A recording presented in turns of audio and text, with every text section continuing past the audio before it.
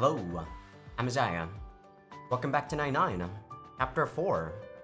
I just came back from the gym and ate some sandwich that I pre-made the last couple of days. I've been making a lot of tuna mayo sandwiches, and it's been a game changer because the mayo that I've been using is like this brand from Japan, and it's actually amazing how different the taste was. But yeah, enough about my day. If you guys don't know, by the way, I already told people on YouTube and on Patreon that the next playthrough for Patreon votes is going to be the fairy tale. Yeah, I think it's the fairy tale of Knight Rika. I forgot the actual name, the Wing Knight or something, but it's basically a 3D side-scroller hentai game, I think. So that might actually be the first Patreon exclusive thing we're gonna have. So people on YouTube, just a warning, you guys might not be able to see that on YouTube. But if you guys want to see the first episode, by the time this episode's out, on YouTube anyway, you guys can probably see like the first episode over on Patreon if you guys become a free member. But alright, let's actually do the last episode recap. So in the last episode, we started off chapter 4 here, and the story was actually progressing pretty quickly. So the end game of this story is still trying to destroy Iris, at least the evil Iris, right? So we already have our powers completely controlled. At least it seems like we can control Overload. I'm just gonna say Overload because that's the name of the thing that's on the bottom area. I'm not gonna call it Overlord or whatever. But yeah, we've been kind of going to different timelines or the branches that we've already gone to in chapter 1, 2, and 3. And there doesn't seem to be a way for us to get to know Noah better, right? And she seems to be the key to actually getting rid of Iris. Because her attack was actually directly attacking Iris's soul. Whatever that means, I don't know, because the game never actually gives you limitations or power levels with their powers. So after that, we jumped into a different branch, and this time we got back into the very first day when we got the powers, and we approached Noah. And I believe this is after we talked to Noah. We talked about how we went from the future to the past, and she just got her artifact and powers just now. So let us see where this is gonna lead, shall we? It's been about 4 days, I believe, since I last played, by the way. And I haven't been recording anything for Thursdays and Fridays because I was done with Amayui. So yeah, it's been a while since I recorded anything.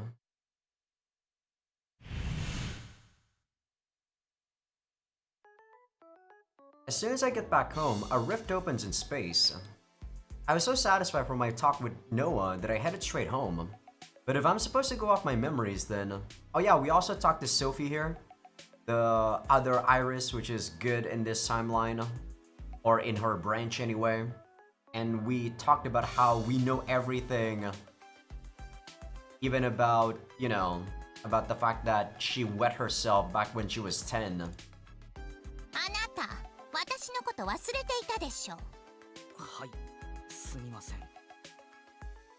I completely forgot about her. Right, I needed to go to the shrine. Well, whatever. She came to me, so it works out.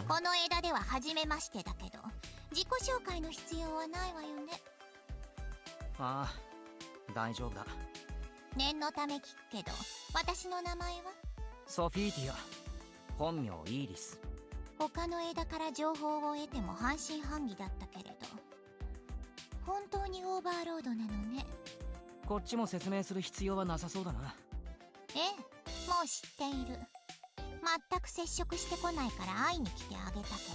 初対面の俺とソフィーを知っている俺が同時にいる。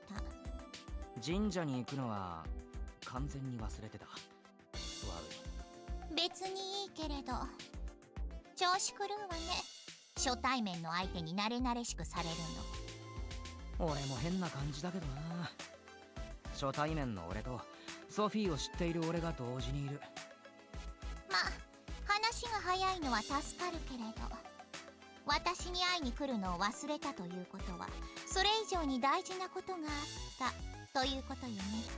ああ、そうだな。話して情報を共有させて。わかった。I tell her everything. I start with how Noah is the key to defeating Iris. Oh, forgot to mention also the fact that Noah in this timeline called Kakeru with his name. That's a sign that she actually trusts us in this timeline. And that she isn't able to defeat Iris because she possibly has some sort of problem weighing her down. So to look for the root of her issue, I diverge into a new branch where I make friends with Noah at an earlier point in time. And now I've hopefully already gained Noah's trust. And that's where we stand. なるほどね。順調ではあるということね。多分な。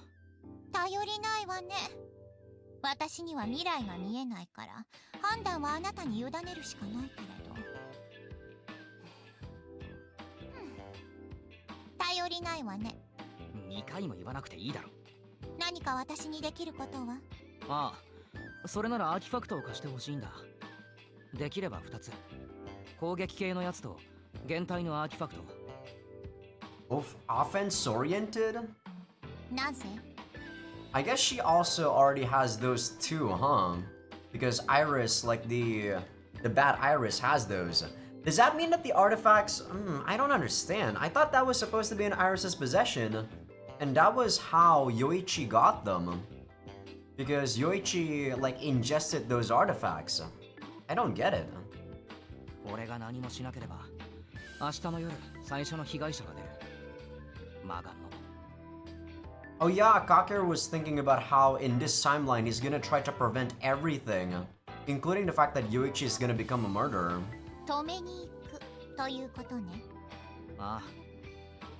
誰も死なせたくないってのもあるけど、マガンのユーザーは俺の友達なんだ。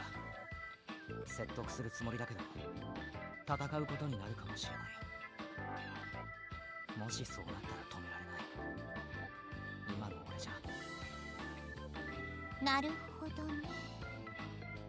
それと明後日、いや、その次か。アーティファクト絡みでまた事件が起こる。それも何とかして止めたい。I guess that's the... What is he talking about? The fire one, I guess? I was gonna say, is it the one where like Kosaka-senpai was using her artifact to charm the guys? But no, I guess it is the fire one. 2つが無理なら現体だけでも貸してくれないか。頼む、ソフィー。現体だけでもなんて簡単に言うわね。体への負担のことなら大丈夫だ。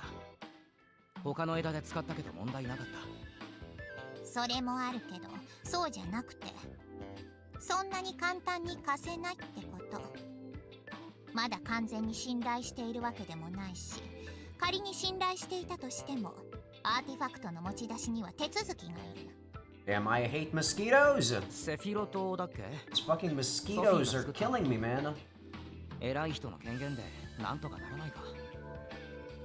ほんと簡単に言ってくれるわね、この子。偉いからこそルールを守らなければいけないの。好き放題してたら組織が成り立たないわよ。まあ、そうか。それだと、どうすっかな。現体のアーティファクトね。なんとかしてあげるわよ。え？マジか？いいのか？今の私が信頼するかどうかは別として、未来の私は秘密を話す程度には信頼しているようだし。おねしょ。はあ。いえ、なんでもないです。すみません。手を組みたくなくなってきたけれど、未来の私を信じるわ。できる限りのことはしてあげる。少し時間をちょうだい。I don't know whether or not I would believe in my future self too, to be fair. I don't think I would personally trust someone who says that my future self tells something to this guy that I don't know about. I'm way too much of a skeptic, even to myself. ありがとう。できれば明日までに頼む。 Like, I don't think there's anything that I really mind that people know about myself, so there's probably no secret that people can probably not know about me. I don't know. I guess I don't really know what sort of like situation I'd be in if there was like someone who knows something about me for my future self. 分かっているわよ。なんとかする。それと注文ばっかりで悪いんだが、まだあるの？さっきの2つ目の事件のこと。ユーザーが暴走して学校が火の海になるんだ。暴走する前に接触して力を使わないように警告したいんだが、うまく接触できるかわからない。学年が違うと接点なんて全くないから探してはみるけど、放課後は結城と会う約束もあるし。私にも探せということね。そうしてくれると助かる。見つかったらできればソフィーが接触してアーティファクトのことを教えてやってほしい。無理か。あんまりこちらの世界の人間とは接触したくないけれど、話を聞く限りその子暴走した挙句に死ぬんでしょ。まあそうだな。うまく助けられれば戦力に。I wouldn't be so sure about that, Kakeru. ならないわよ。事件が発生した時点でユーザーになってせいぜい2日か3日でしょ。短期間でスティグマの侵食を許し暴走、使い物にならないわよ、そんな子。That was meant to, or that was implied that he was abusing his powers. 見捨てろってことか。その子の特徴は？探してくれるのか？ I mean, would I let him just die? I probably would, like personally. 探すだけ。接触はあなたがしなさい。I mean, it's not like I'm disconveniencing anyone, right? Or inconveniencing anyone if he dies. Like, is it a bad thing when you can save someone and you don't do it? I personally don't think so. ありがとう。十分だ。で、特徴は？ I know that it's not kind though, that's for a fact, but it's not a bad thing per se. ああ、特徴か。俺より背は低かったはずで。説明しようとすると難しいな。あ、俺の妹と同じクラスなんだ。あとアーティファクトは十字架のネックレスのはず。十字架ね。妹の特徴は？髪の毛をここ頭の横で結んでる。明日の朝会うからすぐわかるはず。調べてあげるけど、あまり期待しないで。Don't tell me you don't have like a picture of your like sister on your phone, like a family picture or something, Kakeru. ああ、ありがとう。 Even I have those. 早速頼りっぱなしだから説得力はないかもしれないが、できる限りのことはしたいんだ。頼りないけれど善人ではあるよね。え、何？独り言よ。サジは私に任せて、あなたはノアって子に集中しなさい。わかった。ありがとじゃあね。何か分かったら教えてあげる。う。待った。最後にもう一つ。何？さっき好き放題枝を増やすって言ってたけど、増やしすぎるとまずいのか？わからないとしか言えないわね。ああ、そっか。普通はこんなに増えないってことだよな。No, it's not. If you know about the parallel world thing, you know for a fact that there's probably other Kakerus that does stupid shit in all the other branches anyway. So it doesn't really matter. そうね。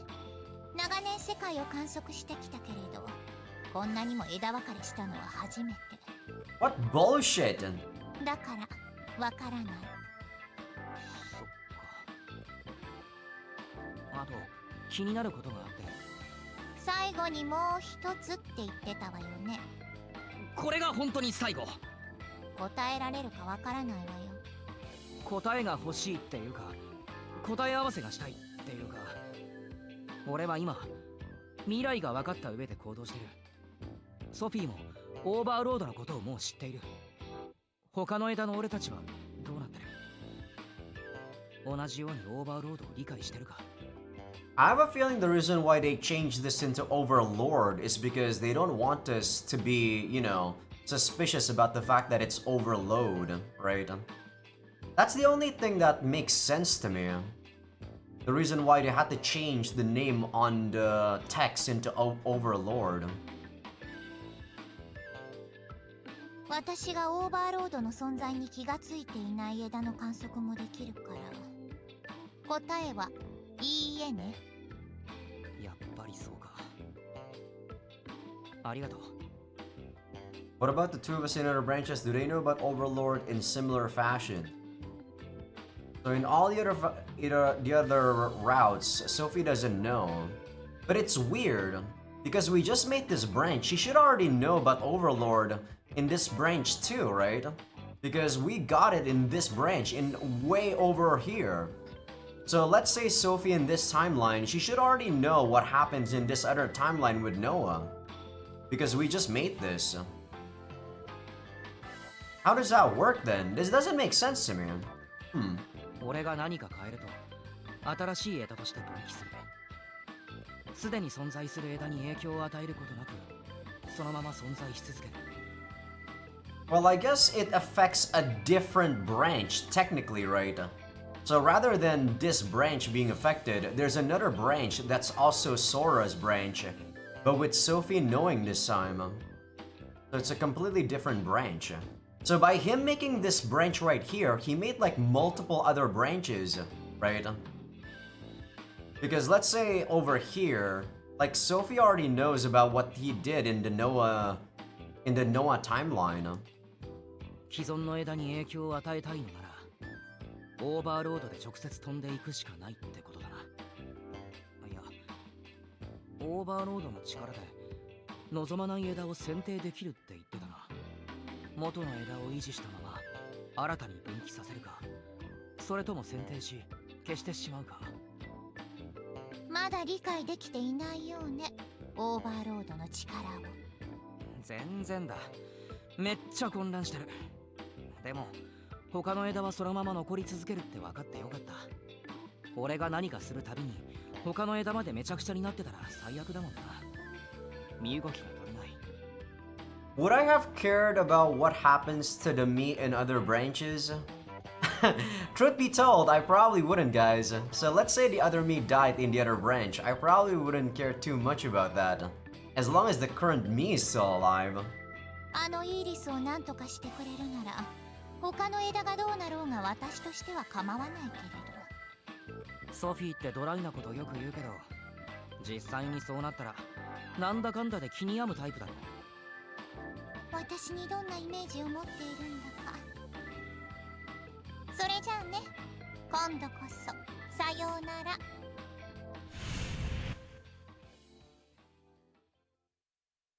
A rift in space swallows Sophie and closes soon after. Oh yeah, the world's eye allows for inanimate objects to travel across different worlds, doesn't it? I wonder if I can send something to a different branch then. If I could do that, then maybe, just maybe. What the hell? Are you fucking serious? No one ever said the world's eye was able to do shit like that? Huh? Well, I remember that Satsuki or Iris gave us the thing from the other world, the ambrosia poison thing, but is that really because of the world's eye? I don't even know. Yeah, I don't know if that'd help. All the things that I have are things that I have in other branches as well, after all. Well, let's shelf that idea for now. Despite the silly oversight, I managed to convene with Sophie in this branch and meet up with Noah. We're doing well so far. I know I can redo things if I screw something up, but I shouldn't let my guard down. I may not be feeling any side effects aside from some minor discomfort for now, but who knows what'll pop up down the road. Maybe it's best to operate as if I didn't know I have Overlord to fall back on. I need to think carefully, know my limitations, and stay on guard. Okay, let's prep for tomorrow by properly sorting through my memories to prevent any mistakes.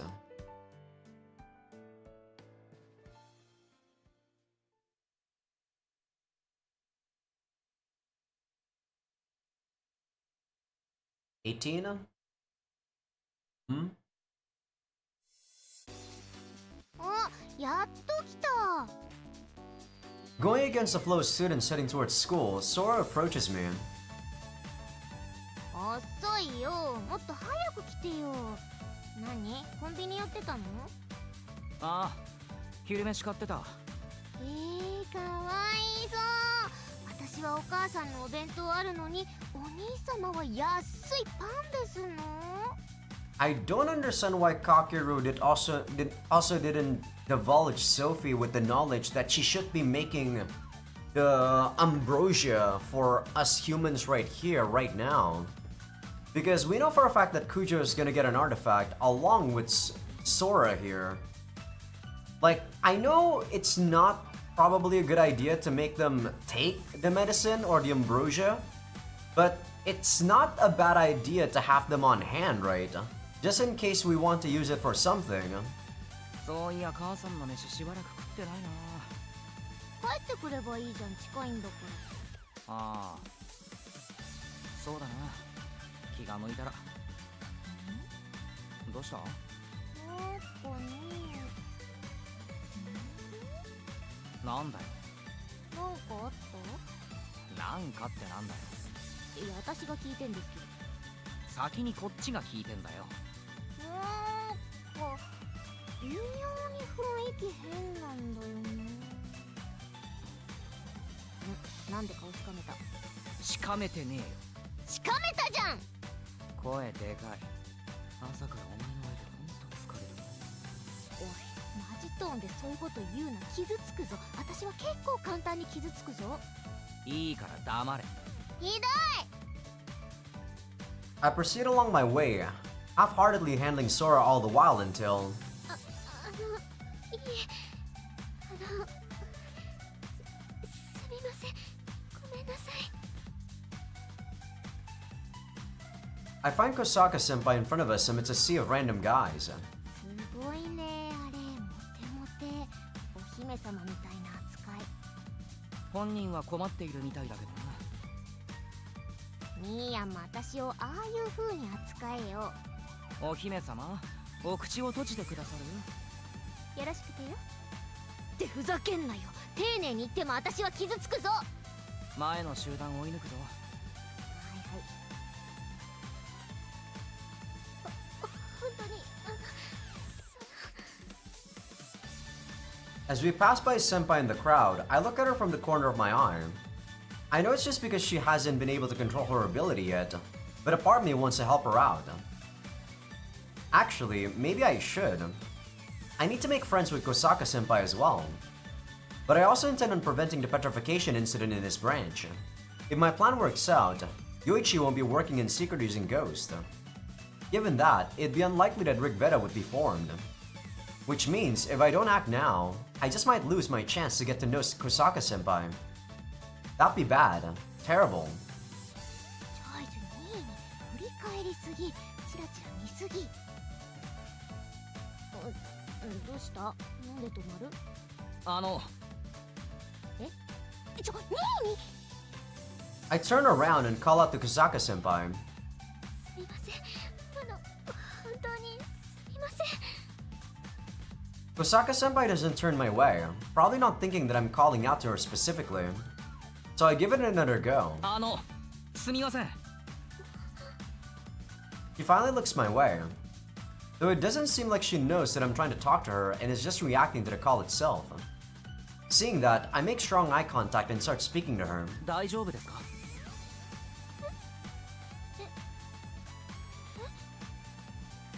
Seems she finally notices my presence. 困っているなら何とかしましょうか。そいつら。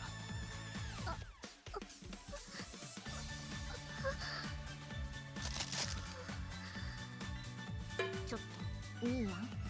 むしろ話しかけられて困ってそうだけど。急に声かけてすみません。それじ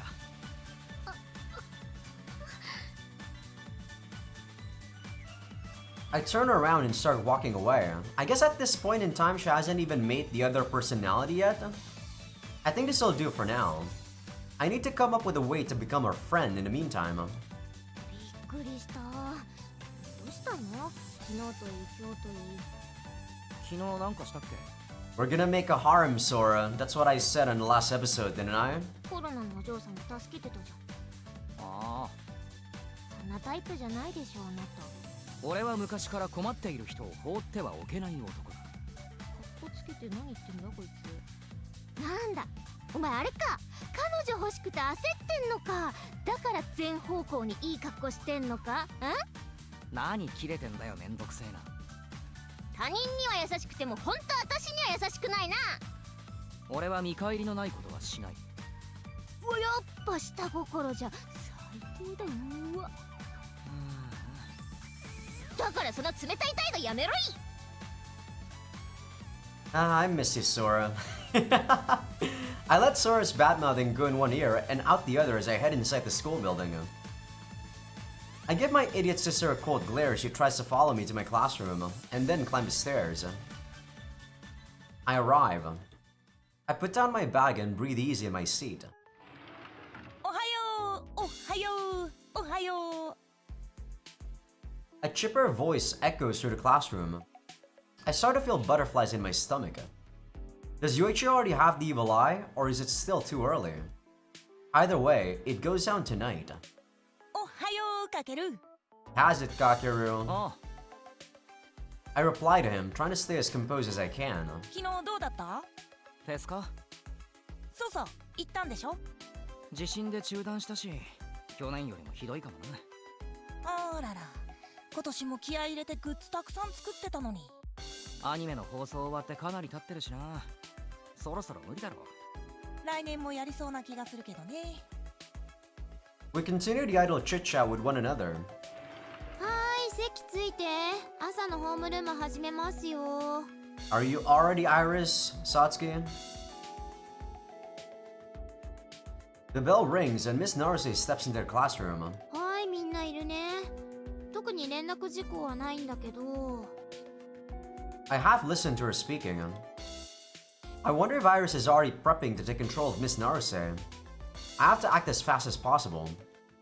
The more time winds down, the bigger the handicap due to Iris' soul getting accustomed to Miss Naruse's body. The problem is, how do we pull Iris out of there?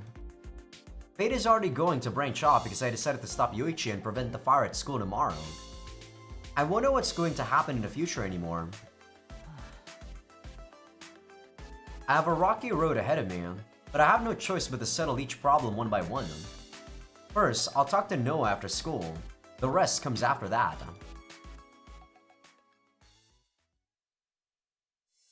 掃除当番とかさ、業者にやってもらえばいいのにね。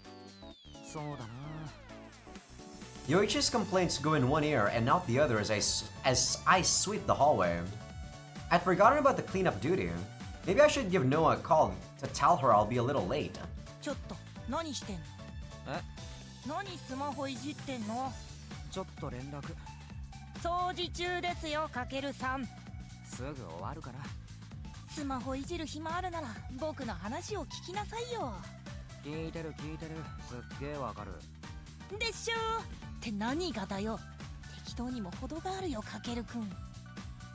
I randomly reply as I send my message. I get a reply right away, accompanied with a bear sticker saying, "Okay, I'll be drinking my tea and waiting." Alright, now to finish up sweeping and... ミミくん、ちょっと。I lift my head upon hearing my name. I see Miss Naruse waving me over from the classroom. Next to her stands Kujo looking distressed. Oh yeah, I forgot. ああ、スマホなんていじってるから。お説教だね、お説教。土下座してくるわ。I stand a broom against the wall and go into the classroom. 落とし物のことですか？お、察しがいいね。いや、昨日先生に預けたらどうかって話してたんで。We did? I make up a convincing enough excuse. I need to be more careful about this.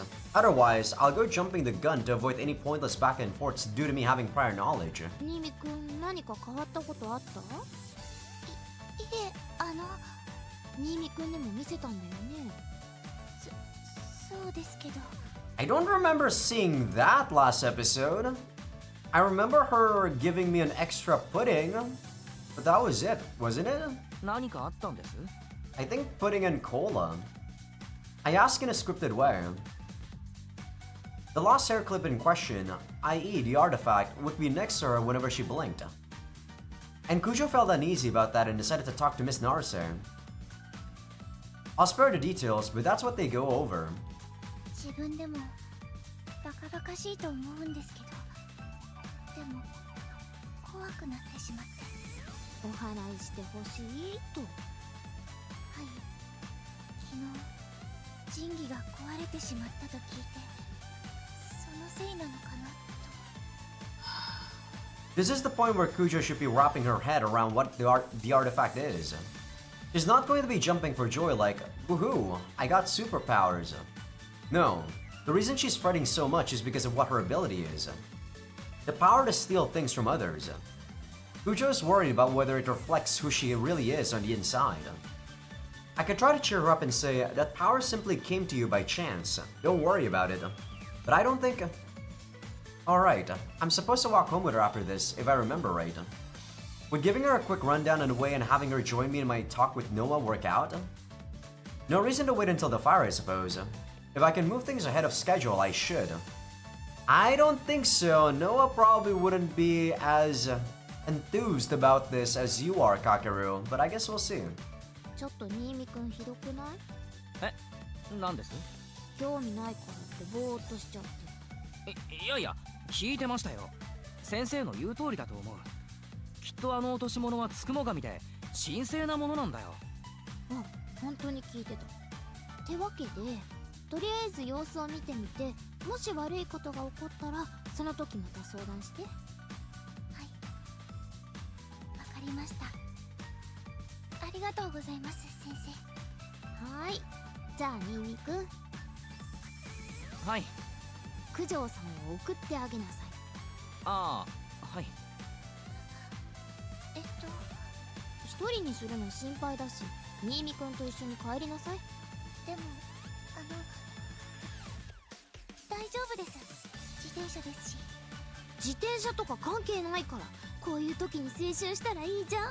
恋心とか育んだらいいじゃん。はい。そんで職員室の話のネタにさせて、あいつら付き合ってるみたいっすよ。けしからんっすな。九条、先に行ってて。校門で待ち合わせしよう。はーい、いい感じにまとまったところで先生はもう行きます。それじゃあね、また明日。She wraps a stack of printouts on the table to align them, picks up her attendance book, and exits the classroom. う。掃除終わったらすぐ行くから。本当に大丈夫だよ。一人でちゃんと帰れるから。ああ、いや、ちょっと話したいことがあるんだ。落とし物のことで。じゃあ、後で。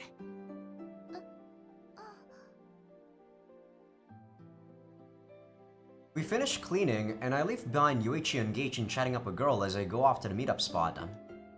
As soon as I step through the school gates, I find Kujo there waiting. 悪い、お待たせ。掃除長引いた。大丈夫。話って。歩きながら話そう。そうね。よかったらカバン、カゴの中に入れてね。それじゃ、お言葉に甘えて。I take up the offer, put my bag into the bike basket, and start walking. Bike basket. で、話なんだけど。実は俺も九条と同じ状況だ。超能力が使えるようになった。だろ？ She stops dead in her tracks, flabbergasted. Less into what is this bozo talking about sort of way. More like she's coming to grips with these events being real and not some figment of her imagination. 新見くん、I nod. Kujo looks equal parts surprised and relieved to hear that. 急に不思議なことが起こって私変になっちゃったのかなってそう思ってて。さっきはごめんな。先生もいたし、アーティファクトがって言えなくて。アーティファクト。そう名前をつけたの。びっくりした。そっか、そうだよね。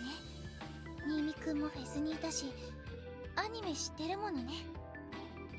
私と同じように名前をつけても。いや、違うんだ。九条から聞いたんだ。歩きながら話そう。そうね。 We resume walking. We slowly make our way to Nine Ball. 九条の力は他人の持ち物の所有権を奪うだよすごい。どうして？な。わかるんだ。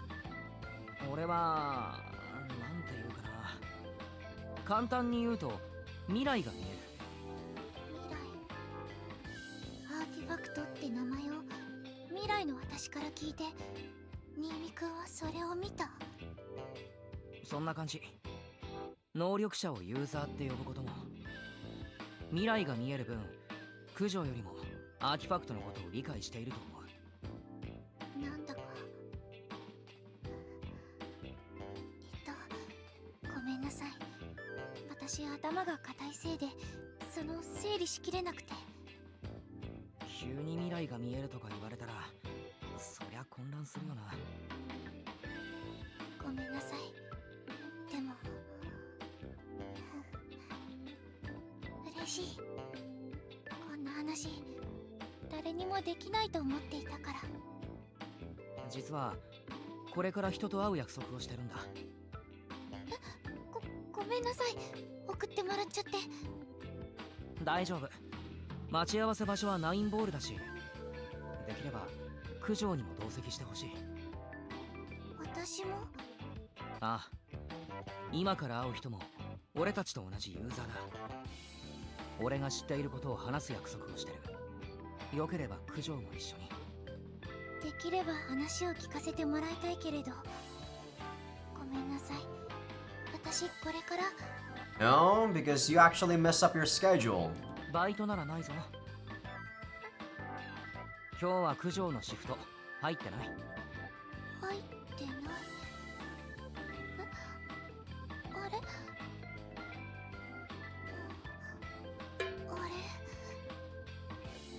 とりあえず行って確認してみよう。Don't worry, even I still remember that. じゃあ私裏から入るから。ああ、席で待ってる。I part ways with the still confused Kujo and enter the cafe. There she is. Noah is sitting at a table near the back, reading a novel. I make my way there and take the seat right in front of Noah. 悪い、待たせた。平気。それほど待ってない。事後報告で悪いんだが、もう一人同席する。いいか？仲間？ああ、俺たちと同じユーザー。それなら断る理由はない。ありがとう。すぐに。ああ、来た。Kujo comes out from the kitchen. She finds me and comes over my way with her head down, red in the face. 新見くんの言った通り、今日シフト入れてませんでした。だろ？はい、恥ずかしい。そう、仲間は彼女だったのね。すみません、私九条美也子さん。私のこと当然知っている。ナインボールの客ならみんなあなたのことを。今俺のことをチラッと見ました？ごめんなさい。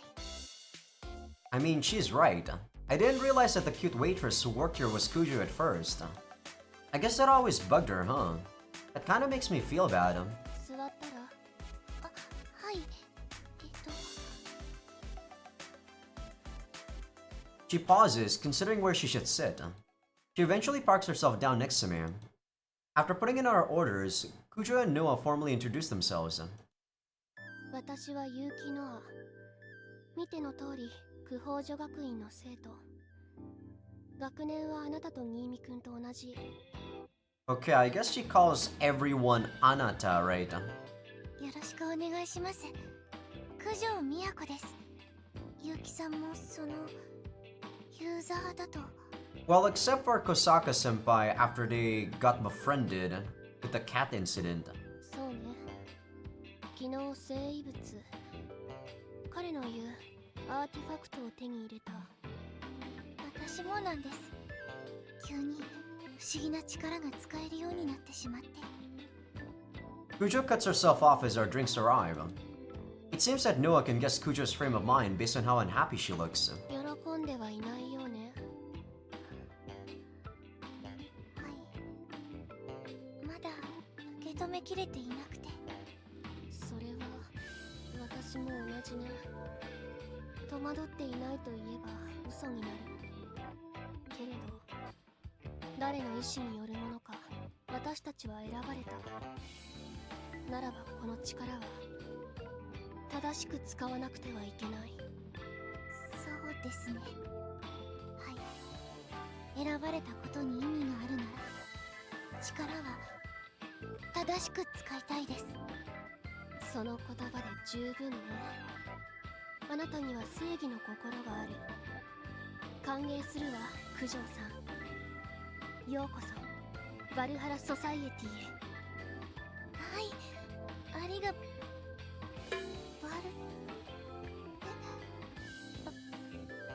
ル今のは聞き流してくれ。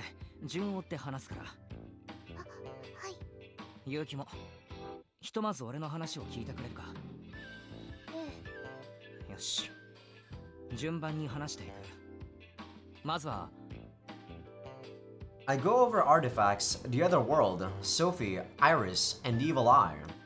I explain everything carefully in as much detail as I can.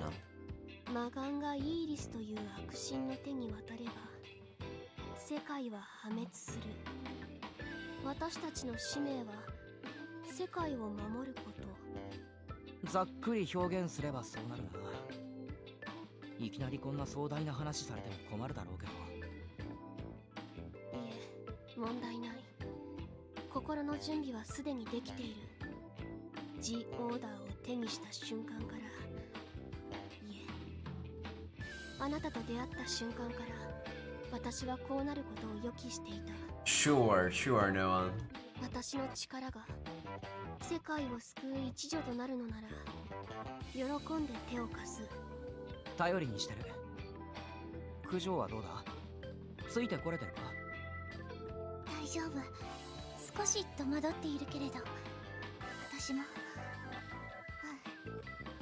役に立てるのなら頑張りたい。そうしなきゃいけないんだと思う。ようこそバルハラソサイエティへ。はい、バルハラソサイエティ。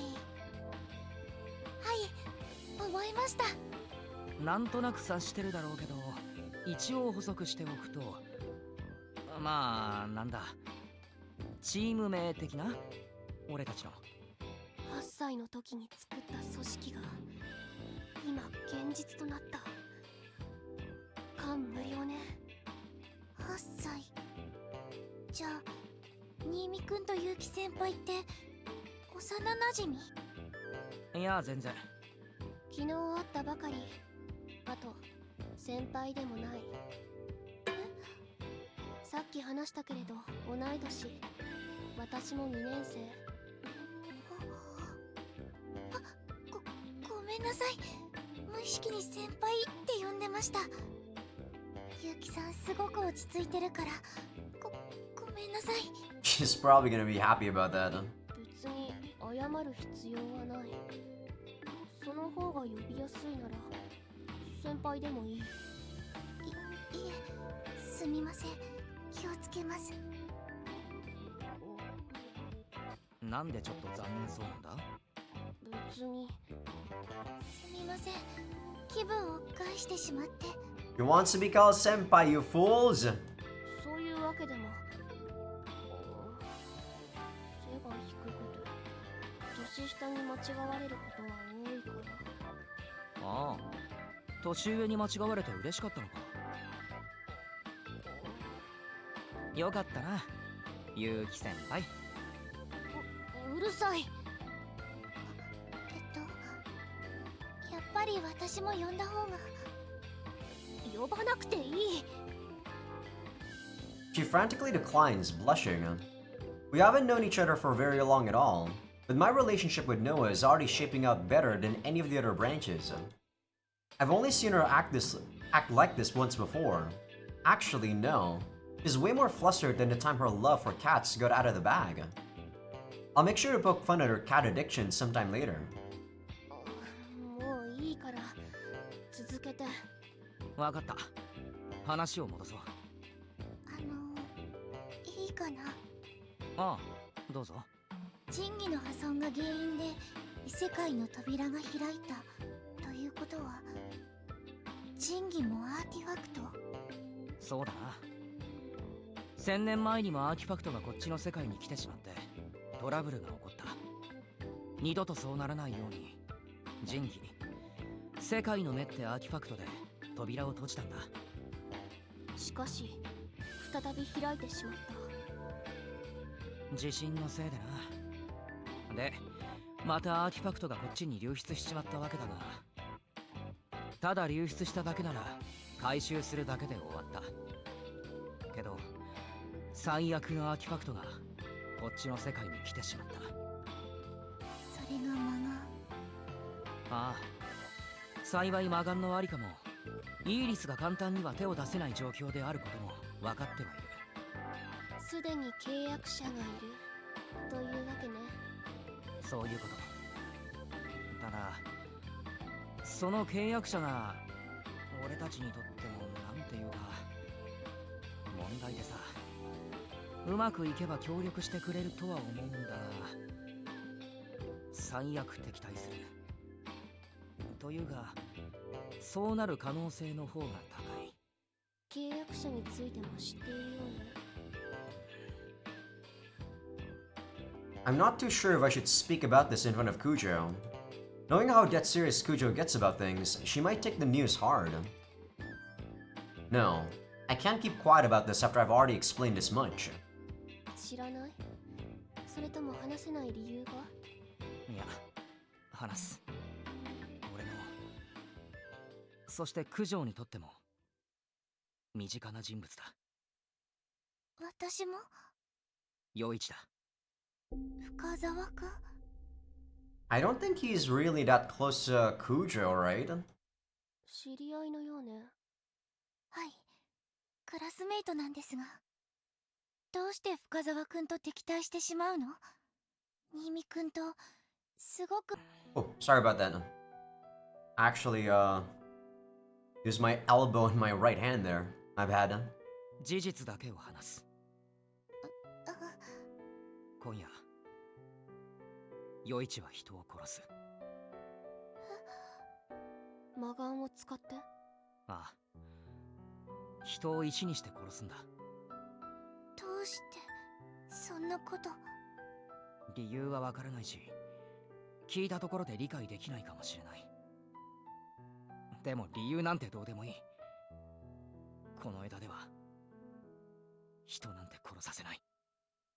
止める、必ず。さっきうまくいけばと言ったけれど、ああ、そんな危険人物を仲間に加えるつもりなの？可能なら。ただまあ無理だろうな。でも敵対はしたくない。魔眼のユーザーだからな。俺の個人的な感情を抜きにしても争うより手を組んだ方がいい。正論ね。分かった。あなたの判断を信じる。ありがとう。九条もいいか。戸惑っている時に判断を迫るのは卑怯だとは思うが。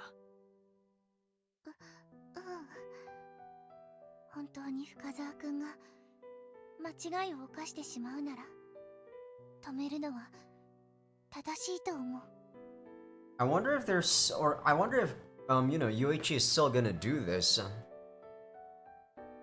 I guess we'll have to see. そうね。犯行は何時頃なの？詳しい時間はわからない。確か被害者は塾帰りだったはずだ。塾？被害者も私たちと同年代？だな。区法の生徒。区法の？心当たりとかあったりするか？区法の人が通っている塾。いえ。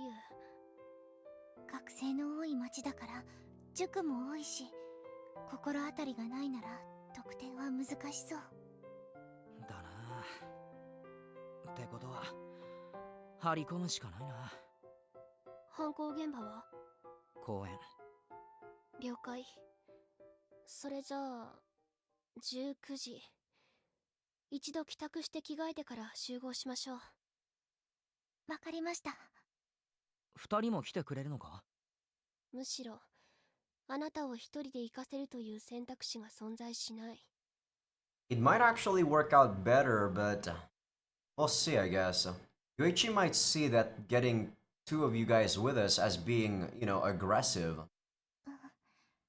話を聞いてしまった以上、私もできることをしたい。ありがとう。礼は不要。もう私たちは仲間なんだから。そうだね、仲間。なんていうか、ほっとしてる。俺の話を信じてくれて。アーティファクトを拾ってなかったら少しは疑っちゃってたかも。 Just a bit? Wouldn't you just call me crazy? 私は出会い方が意味深すぎたから信じるしかない。どんな出会い方だったんですか？ここで突然声をかけられた。突然？ええ、突然。不審者かと思って警戒した。そりゃそうだわな。けれどバルハラソサイエティの名前を出されたら信じないわけにはいかない。バルハラソサイエティのことを知っているのは私以外に一人だけ。妹だけだから。Yeah, I did mention the fact that she might be, kinda masquerading herself as her little sister, just to preserve her memory, but I guess we'll see how they handle that situation. I assume the sister is already dead. 妹さんがいらっしゃるんですね。そういた。Oh, sorry about that. Sorry about that. Oh god. I was actually messing up what I want to say because she was saying that. I actually felt bad because I was so right on the money. ごめんなさい、私。気にしなくていい。安易に話題に出した私が悪い。だいたい話し終えたが、何か聞きたいことあるか？知り得る限りの生異物の契約者が起こした事件を教えて。大きな事件はさっき話したやつ。人体石化事件。少なくとも犠牲者が2人。連続殺人事件というわけね。ああ、だからこそ止めたい。他には？うちの学校の火事。学校？ああ、ただこれは事件っていうか事故に近い。力が暴走したんだ。That one is in 2 days, right? 暴走？力を使うとき紋章が出るだろ。出る。左手の甲だよね。人によって違うんだ。結城は左目だよな。ええ、そうね。瞳に浮かぶ。力を使いすぎるとそいつが全身に広がる。しっかりと制御することができれば紋章、俺はスティグマって呼んでるんだが、そいつが自分の魂の色に変わる。 So what does green imply? I'm not very familiar with what colors are supposed to, embody, guys. So I don't know what green implies. 制御できなければ暴走するというわけね。 I know that fire or red is probably some sort of anger or, passion. Maybe. That's about all I know about colors. そういうことだな。俺の知る限り、二人がすぐにその状態になることはないんだけど、力の使いすぎには気をつけてくれ。暴走すると精神もやられちまうから。わかった。火事はいつ？あさってのはず。時間は？昼休みに入ってすぐ。そう、昼休み。急いで学校を出ても私が着いた頃には片付いていそうね。こっちで何とかする。事前に防げるならそうするつもりだ。わかった。他には？とりあえずはこんなもんだな。意外とって言い方は不謹慎だけど少ないね。 Sorry about that. I was actually gonna say that when we were talking to Noah, we got such a close look at her eyes. I'm really still very impressed by the way they designed the eyes in this game. They're very captivating. 明らかにユーザーの犯行ってわかるのがその2つってだけかもな。能力を隠した犯罪は他にも発生しているかもしれない。って考えるのが自然かもな。結城や九条のような正義感の強い人間ばかりじゃないから。あなたもでしょ？買いかぶりすぎだって。競馬とかの結果知ってたら絶対悪用してる。Same, me too, Kakeru. Who wouldn't want money, damn you? It's not like I'm inconveniencing anyone by doing that. Got money?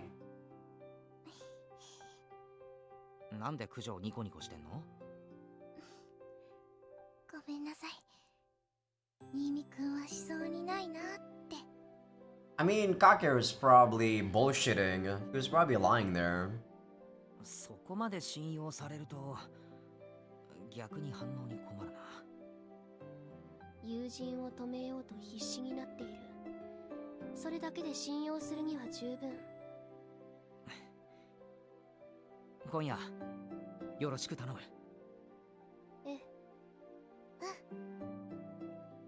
I place my hands on the table and take a deep bow towards the two girls. I don't know if I should have been so straight up with the details about Yuichi. However, I do know that going to stop him alone would be reckless. I hate to admit it, but I don't stand a chance against Yuichi on my own. Tonight is what counts. Tonight, a new branch is definitely going to split off. Mark my words, I will stop him. Might not be in this current chapter, Kakeru, but we'll see. あ、やっと帰ってきた。あ I totally forgot she was supposed to be here. 寄り道するなら連絡しなさいよ。勝手に部屋に入ったくせに何言ってんだよ。一緒にご飯食べようと思って待ってたの。Alright, let's eat together then, Sora. そっちこそ連絡しろよ。 That's true. 察して兄なら妹の気持ちを。もう少ししたら出るから準備しとけ。やった I breathe a sigh, remove my shoes at the door, and take off my school blazer. Sora probably isn't a user just yet. I shouldn't take her to the park. I need to hurry up and eat, see Sora off, and make sure I'm not late for the stakeout. ハンバーガー食べたい。モック行こう、モック。はいはい。ああ、そうだ。お前のクラスにさ、変なやついないか？変なやつ？そう、お前以外に。変なやついないか？お前以外に。なんだお前、喧嘩売ってんのか？いいから、いるのかいないのか。変なやつとか急に言われてもわかんないよ。情緒不安定だったり、突然叫んだり。怖っ、いないよそんな人。そっか。I'd venture that means he's not showing signs of going berserk yet. In which case, I might be able to stop that fire before it happens, but... 何？なんでそんなこと聞くの？なんとなく。なんとなくて。あ、わかった。私が心配なんでしょう。Yes? Kakeru, just say it straight up. 美少女の妹が変なのに目をつけられてないか心配なんでしょ。もうブラコンなんだから。 Well, not like that, but whatever, Sora. おい今鼻で笑っただろ。肩払いたいわ。ムカつく。許せねえ。こいつ許せねえよ。ああそうだ、なんだまだあんのか。財布を確認しろ。なんで？財布を確認しろ。財布を出せ。だからなんでよ。分かってんだよお前の魂胆は。おごんねえからな。きっちり割り勘だぞ。なんてケチな兄だ。着替え終わった。よし行くぞ。え、早くない？じゃあ一人で行ってくるわ。なんだよまあそういうこと言うなよ。行くよ、行きますよ。忘れ物するなよ。はいはいはい。今度から来るときはちゃんと連絡しろ。来んなとは言わないから。え、何急に優しい。怖い。絶対おごらねお兄ちゃんチュキチュキ。Ah. え。気持ち悪いこと言ってないで行くぞ。はいはい、わかりました。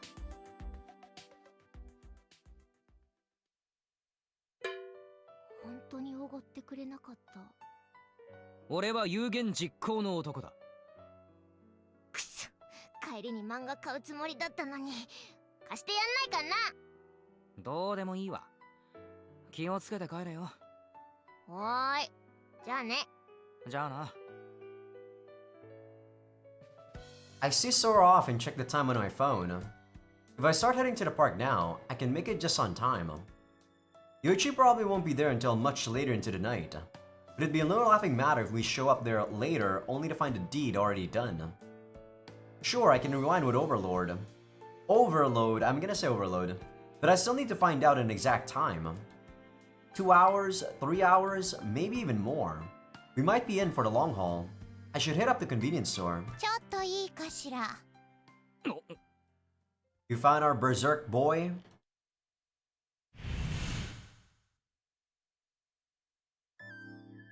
Sophie appears from a rift in space. No one else can see Sophie, so I don't really have to be careful, but... I go to the side of the street, pull out my phone and place it against my ear. 暴走するこの件だけど、ちょっと何してるの？電話してるふり。一人で話してたら怪しすぎるだろ。で、何か分かったか？残念だけど手遅れね。Damn. もう侵食されちまってるか。ええ、すでに兆候が。急激に侵食が進んで、あさってに爆発といったところかしら。Like, where is he actually abusing his powers? That's what I don't understand. He's not even using it right now, so the fact that he's eroding after only a day is fucking stupid. アンブロシアは当然まだできてないよな。アンブロシアのことも知っているのね。ストックはあるからあげるわよ。こっちの世界の人間には強すぎるんだろ。下手したら死ぬ。Should have said that on the last, on the previous day, Kakeru. 死んだらオーバーロードでやり直せばいいじゃない。Sophie, stop talking like a kid now. 簡単に言うなよ。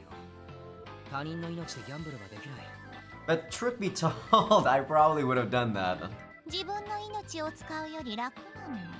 Yeah, and we actually don't even have to feel pain of dying, unlike ReZero. だからだよ。まあ、好きにしたらいいけれど、こちらの世界の人間に合わせたアンブロシアの完成はもうしばらく時間がかかるわよ。だよな。死なせずにどう止めればいいか。あなたの知る枝ではどう止めたの？九条ってわかるか？喫茶店で一緒にいた女の子。ええ、髪の毛の長い子ね。他人のアーティファクトを奪う力を持ってる。で、その力を使って止めた。ああ、わかった。暴走した力が行き場を失ってところかしら。だな。自分の放った炎に焼かれて気を失ってその後死んだ。ああ、そうだ。暴走する前に九条にアーティファクトを奪ってもらえば自滅は避けられるか？そうね。それが現実的ではあるわね。じゃあ、いや、ダメか。アンブロシアが出来上がるまで奪い続けてもらうことになる。負担がでかすぎる。Yeah, that's going to be what, 2 weeks? アーティファクトを破壊すれば時間稼ぎはできるわよ。おかしくなった精神は直せないけれど、能力の使用は制限できる。Oh yeah, just like what we did with Satsuki. そっか。それなら九条の能力を解除しても。わかった。九条に相談してみる。覚悟は決めておくことね。オーバーロードの使用者である前に、あなたは一人の人間。できることに限界はあるわ。肝に銘じておく。ありがとう。それじゃあ。まだ話は終わりじゃないわよ。これから会うんでしょ、魔眼のユーザーに。だな。あと数時間もすれば。それじゃ持っていきなさい。手を出して。I stick out my hand as she instructs, and Sophie leans over and spits out a test tube-like container. I guess this is the illusory body artifact. A silver liquid is contained inside. 限界か。え、貸してあげる。助かる。I opened the lid and gulped the liquid down in a single swig. よし。ためらいなく飲んだわね。感心したわ。少しだけ。他の枝でも似たようなこと言われた気がするな。ありがとう。有効活用させてもらう。もう一つの方はあまり期待しないで。人を害しかねないアーティファクトは管理が厳しいのよ。わかった。これだけでもだいぶ助かる。本当ありがとな。So are we gonna have like 2 ghosts when we are confronting against Yuichi sometime later? Gonna be interesting, huh? どういたしました。それじゃしっかりね。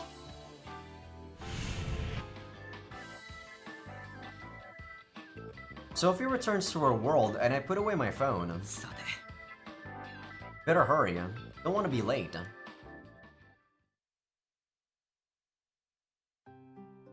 来たわね。こんばんは。悪い。待たせちゃったな。問題ない。どうせこれから待つことになるから。それもそうか。これよかったら。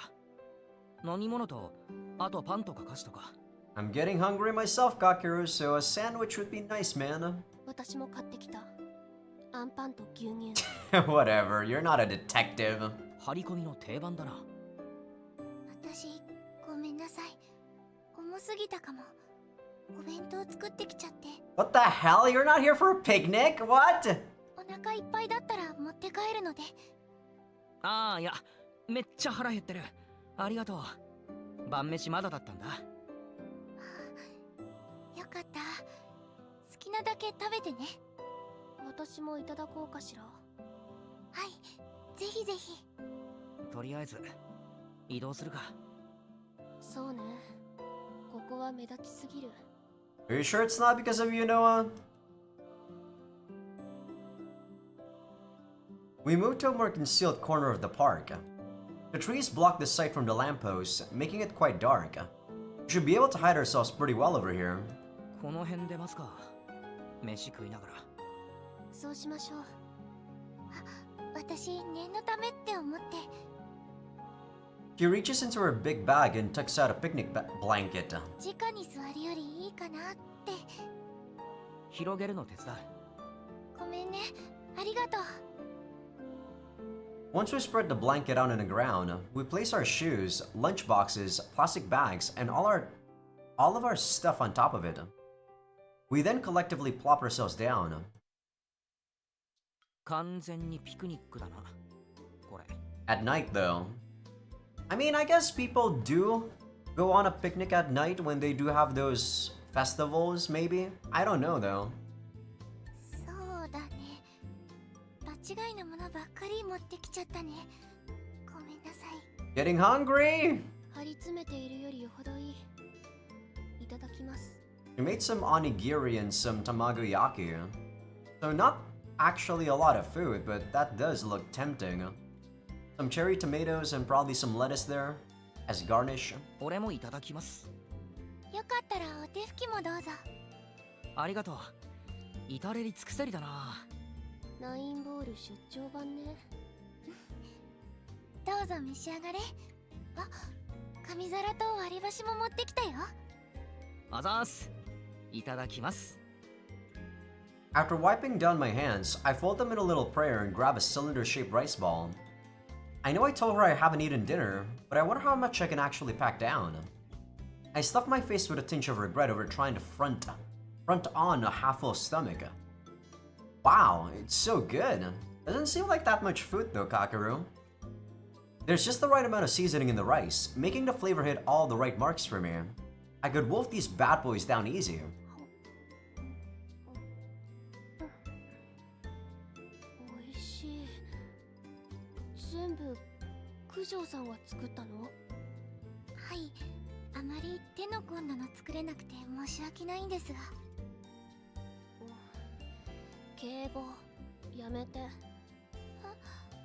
仲間なんだから必要ない。あ、はい、じゃなかった。うん、わかった。結構手間かかってそうだけどな。すげえごちそうに見える。No, that probably takes like half an hour at most. What the hell, Kakeru? ごまかすのが上手なだけかも。色鮮やかな野菜入れると華やかに見えるから。あら、プチトマトとか。あ、苦手？少し。Alright, Kakeru, take it from her. I mean, you don't even have to put it on your plate, Noah. What the hell were you thinking? じゃあ俺が食べるよ。いえ、私も食べる。あ、嫌いなんだろ？何年も食べてないから今ならいけるかもしれない。 Years? What are you, 10? I mean, I guess 10 might be the last time she actually ate those. She grabs a cherry tomato with her chopsticks and places it on her plate. Tomatoes are great, guys. Those guys are actually a source of umami. Like natural umami, not MSG. After giving it a long hard stare down, she brings it to her mouth. Okay, she wasn't done. Then puts it back on her plate. ものすんげえ渋い顔してるぞ。無理して食べなくても大丈夫だよ。いただきます。 Don't tell me she also doesn't like ketchup then, if she doesn't like tomatoes. Ah,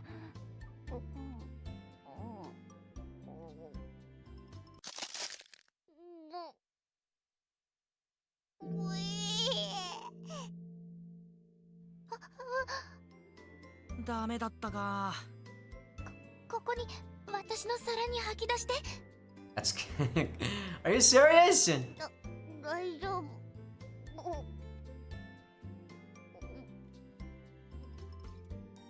You good? お、飲み込んだ。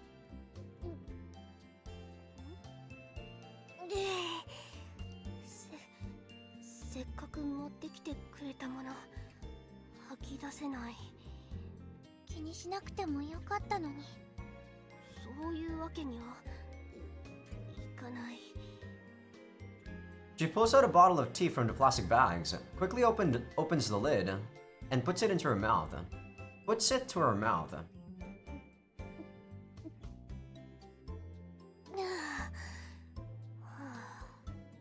大丈夫？もう大丈夫。そういえば他の枝ではなんだっけ、プラなんとかが濁るって言って食べなかったな。プラーナ、そうそれ。かなり濁った。私はもう戦えないかもしれない。 You're exaggerating. そんなにかよ。そんなに嫌いか。好きなものを口直しにどうぞ。いただきます。話変わっちゃうけど、他の枝って平行世界ってことだよね。 Maybe I should buy some some onigiris after this. Anna wants some rice balls now. Damn you! Damn you, game! ああ、そうだな。他の枝でもこんな風に3人で食事してたんだね。 Nope. もっといた。俺の妹と、あともう一人、3年生の先輩も。Did we ever have one of these?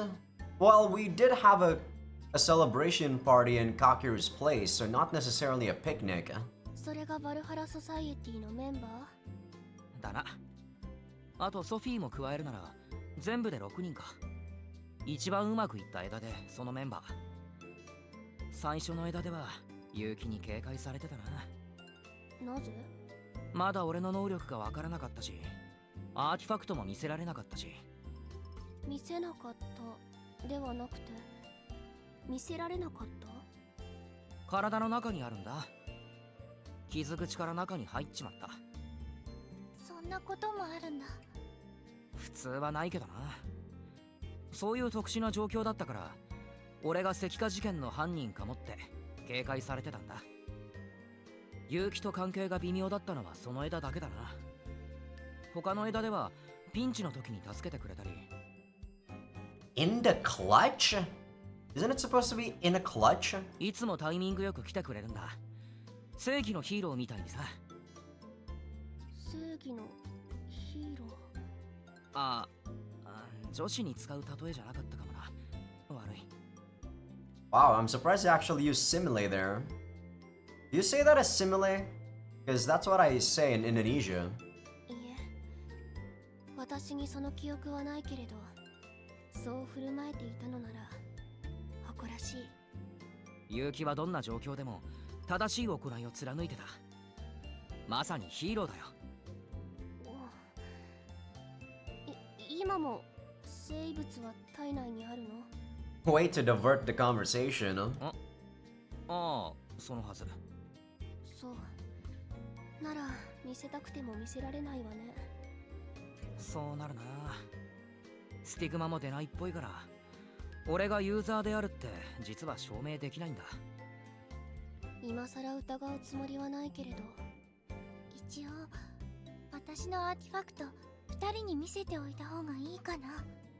そうね、そうしましょう。いや、見せなくてもいい。知ってしまうことが弱みになるかもしれないし。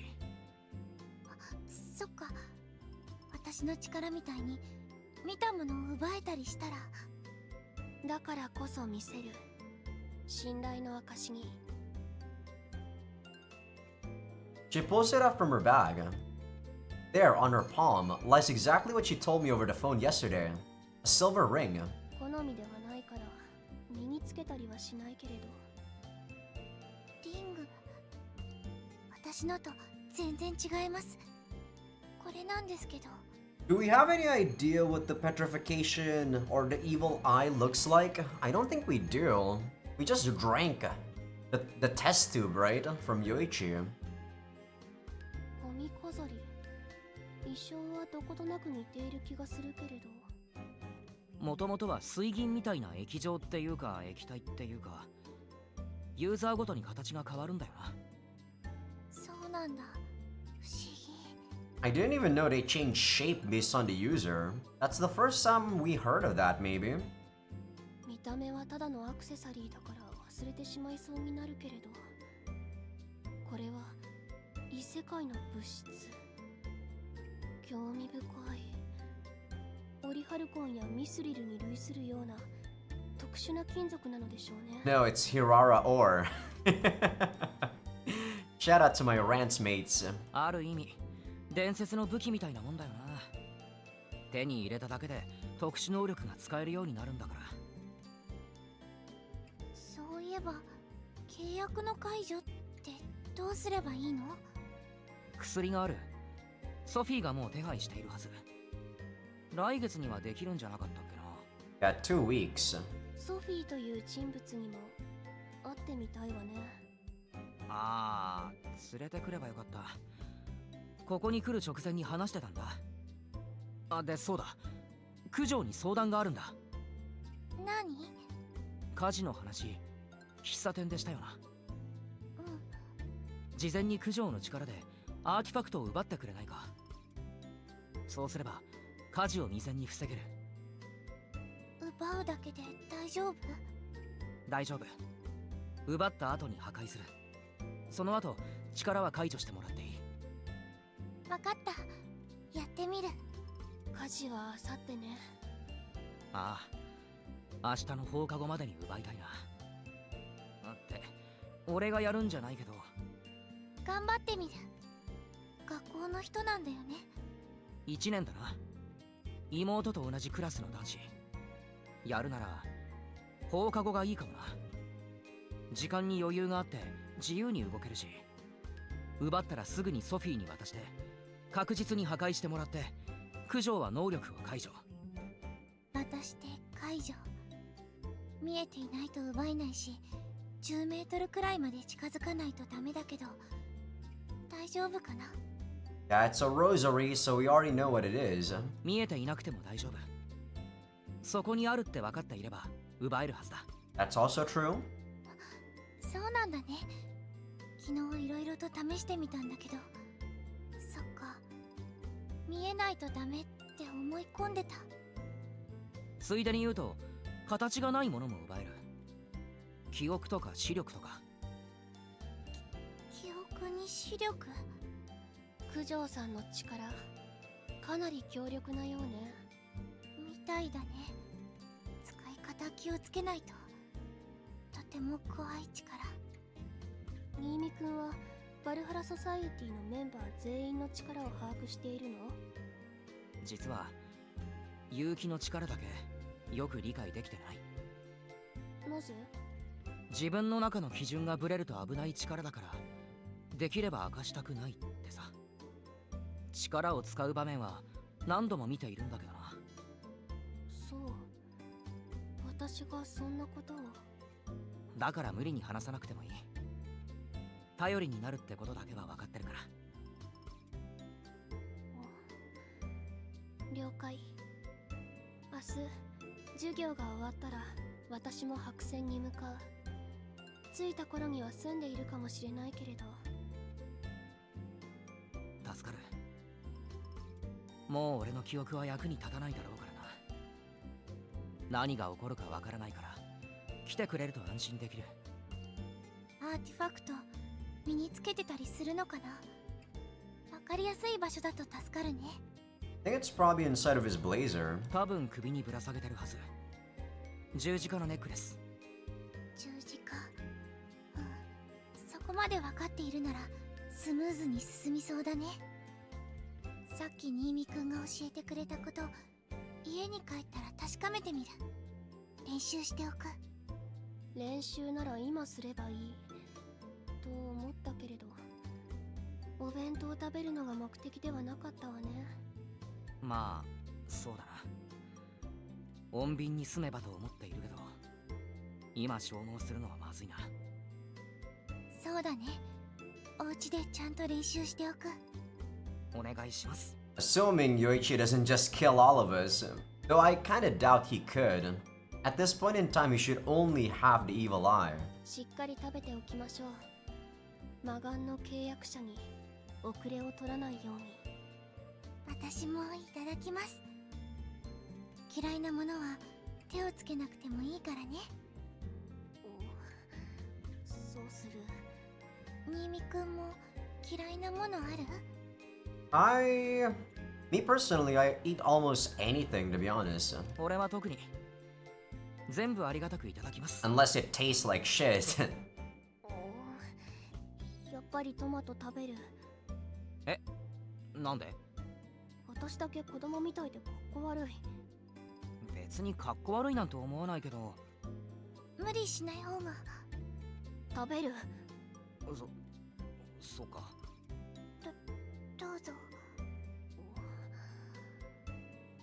いただきます。 I was gonna say, they're gonna show the chibis again? She grabs a cherry tomato with her chopsticks. Gives it a long hard stare. Then takes a bite. She chews slowly. and retches in disgust. だから九条が無理すんなって言ったのに。吐き出して吐き出して。 How could people actually spit out tomatoes, dude? They're so delicious, so juicy. Especially if you roast them first. It's now past 9 p.m. We finished up our meals and our idle banter is coming to a close when it happens. A single female student comes to the park. She sits on a bench playing on her phone. 彼女がああ、魔眼の最初の犠牲者だ。このまま放っておけばな。クホーの制服、ユキさん知ってる？いえ、このまま様子を見よう。余一が現れるまで。We sit in the darkness with bated breath. Completely unlike our impromptu picnic, the air is tense. I'd give it 10 minutes at least. I say that, but we don't even wait that long. Before Yuichi comes waltzing in. 風間くん、彼が魔眼の契約者。 Yuichi walks into the park looking no different than usual. He approaches the female student. The girl notices Yuichi drawing near and lifts her head. He waves his hand and she smiles back. 二人は知り合い？そうみたいね。 I mean, it's probably easier to lock eyes with someone that you know, so maybe he called her or texted her to meet up at the park. While the other two observe carefully, I break out into an uncomfortable sweat. So he didn't just pick a target at random. He killed someone he knew? Someone he told to meet him? I'd been praying somewhere in my heart, praying that Yuichi wasn't using this ability of his own volition, that his ability ran rampant and he couldn't stop it. And it was some sort of accident in the end. Takeru, he completely told you with complete honesty about what happened. You were the one that wouldn't believe him. After all, Yuichi wouldn't choose to murder someone. At least, that was what I had hoped. However, the truth is out. It's planned. Yuichi plans on killing an innocent girl to test the Evil Eye's powers. ニンニク、二人はここにいてくれ。一人で行くつもり？ I think it's safer for this... Yeah, for this to happen first, yeah. Until he actually does something, you guys should probably be on the lookout. あいつと話をさせてくれ。頼む。様子がおかしくなったらすぐに飛び出すから。わかった。I slowly stand up. If I was in Kakeru's shoes, I'd definitely try to talk to Yuichi first too. Because right now, at this very moment, he's not a murderer yet. He's going to be, but, you know, we're trying to prevent it. So there might be a sliver of a chance that he's gonna change his ways. I silently close the distance, one step at a time.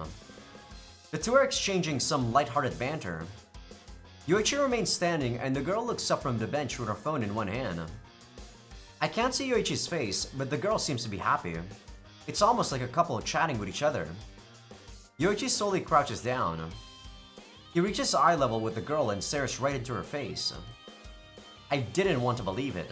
よせ。よいち。 Yoichi turns around. He glares at me for interrupting him. His stigma is shining all the while. かける？ Wow, he was already gonna try to kill someone there too. I guess someone who was interrupting.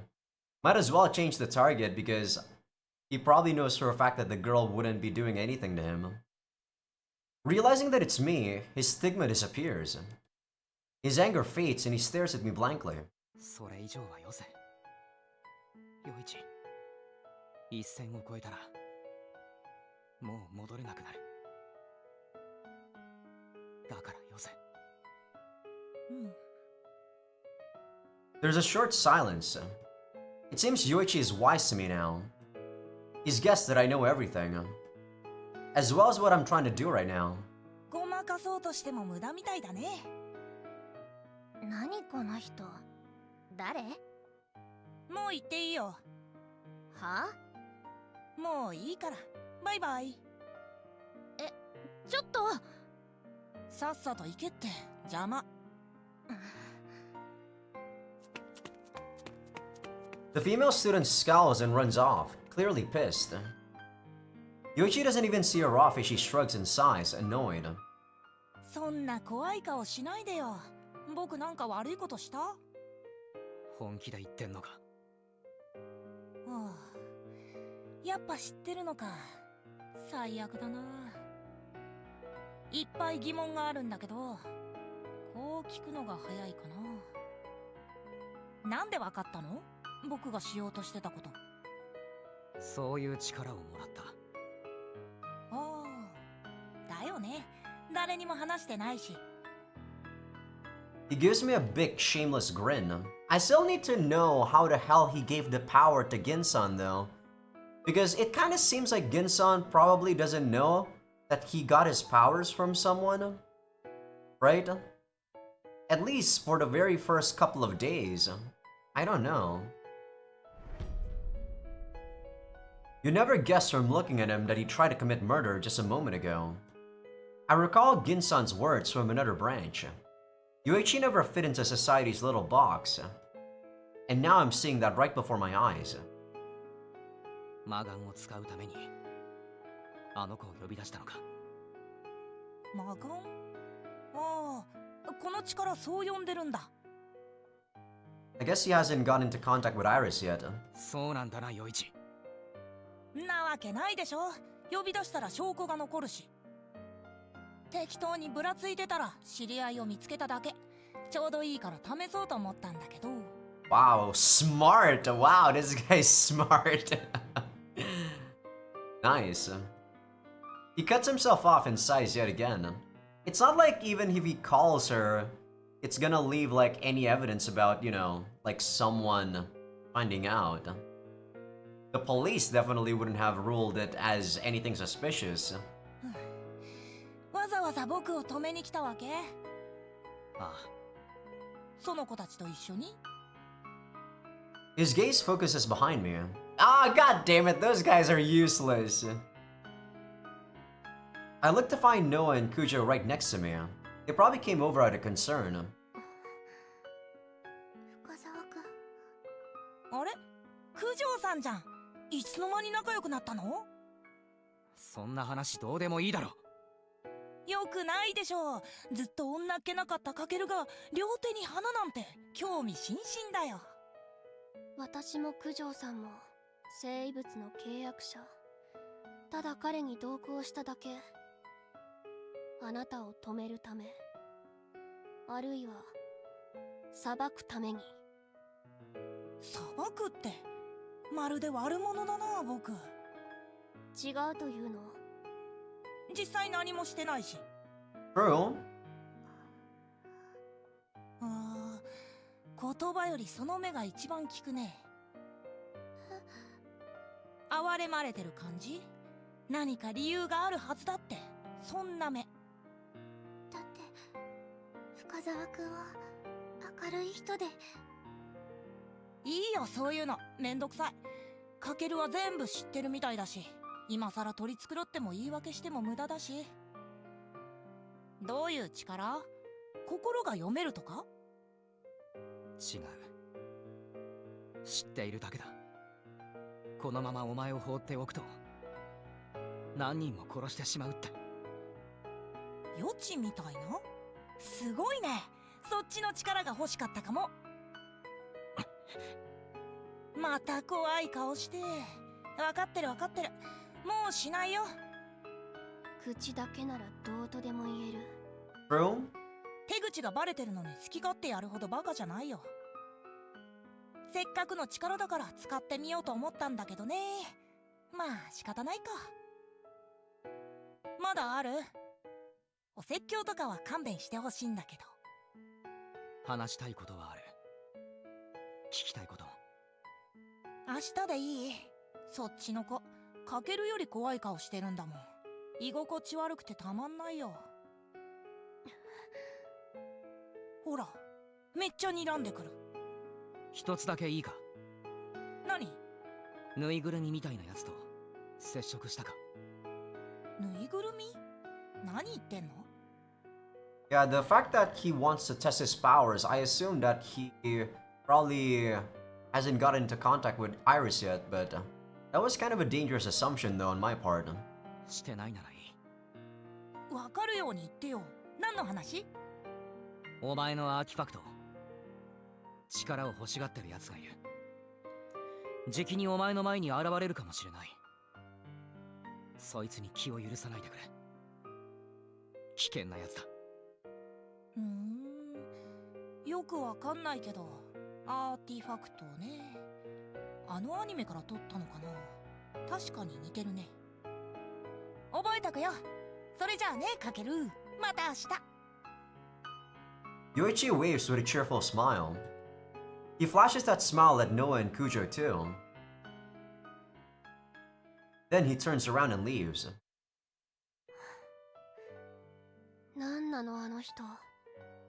ごめんなさい。私、やっぱり実感が。あの深澤くんが人を殺そうとしていたなんて。最後までいつも通りだった。I mean, the thing is, when you don't directly kill someone, you probably kind of disassociate yourself when that person does die. Like when you petrify someone, that doesn't mean that you kind of kill them, right? I mean, you kill them, of course, with the intention of killing, but I think the act of killing itself is pretty important to make someone get traumatized by it.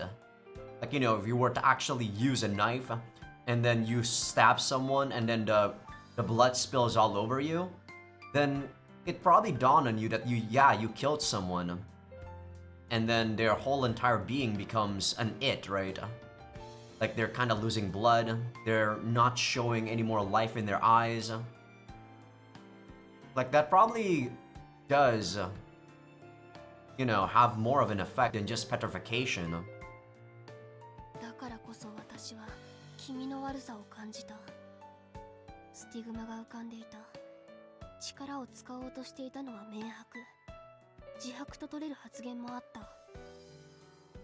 それなのに普通すぎる。悪意も罪悪感も恐怖も何も感じなかった。I mean, yeah, because he, like he said, he was just curious. That's why he tried to do so. 息をするように平然と人を害することができる。私はあの人と決して相入れることはない。I guess it depends on how you look at it. During that first one, he definitely doesn't know that it was gonna kill someone, right? So that's why he was testing it out. The second time, he definitely already knows. And I assume that his demeanor definitely changes. 強くそう感じた。平然と人を。本当に仲間にするつもり？大事なダチなんだけどな。こんなこと言いたくはないけど、仮に手を組めたとしても俺はあいつをもう信頼できないと思う。仲間にするのは無理だ。でしょうね。 You're assuming things, Kakeru. でも敵対する理由もない。あいつが人を殺さない限りは。何にせよ監視は必要ね。野放しにはできない。もうしないって言ってくれたけれど。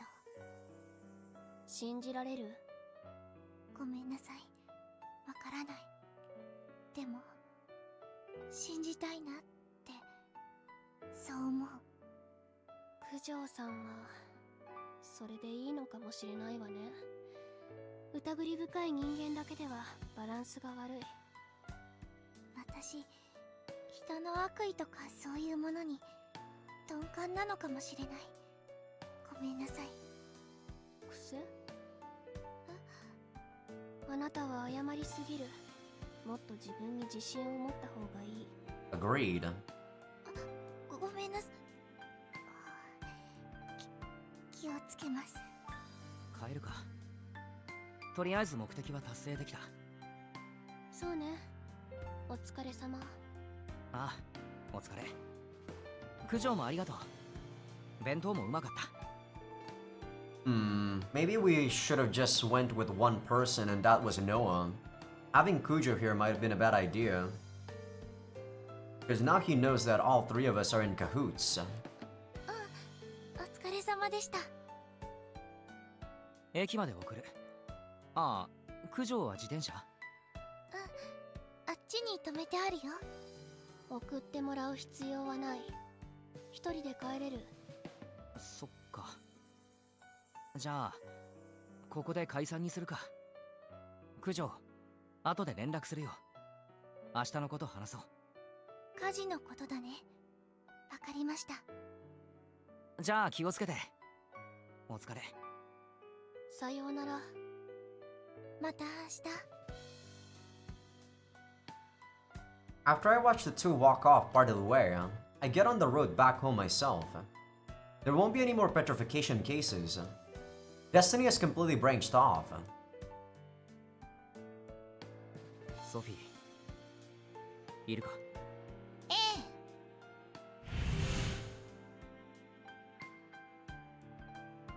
Sophie appears as soon as I call her. 頼みがある。魔眼の子ならちゃんと見てるわよ。そっか。ありがとう。もし何かやらかしそうなら。伝えるわよ、当然。私では止められないから。頼む。それだけ？ああ。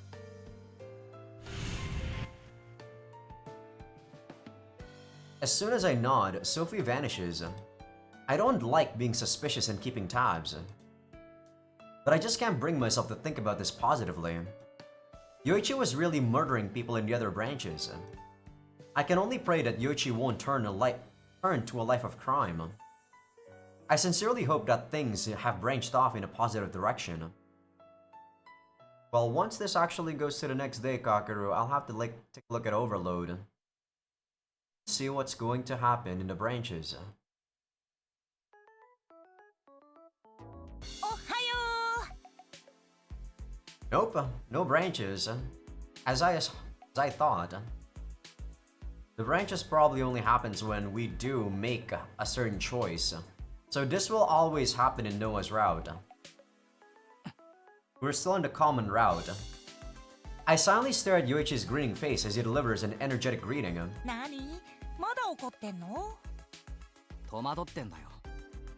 メンタルめちゃくちゃ強いなお前。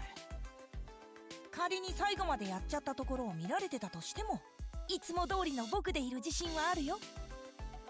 まあそうだろうな。まだ警戒してるんだろうけど。I pull out a nearby chair and sit down.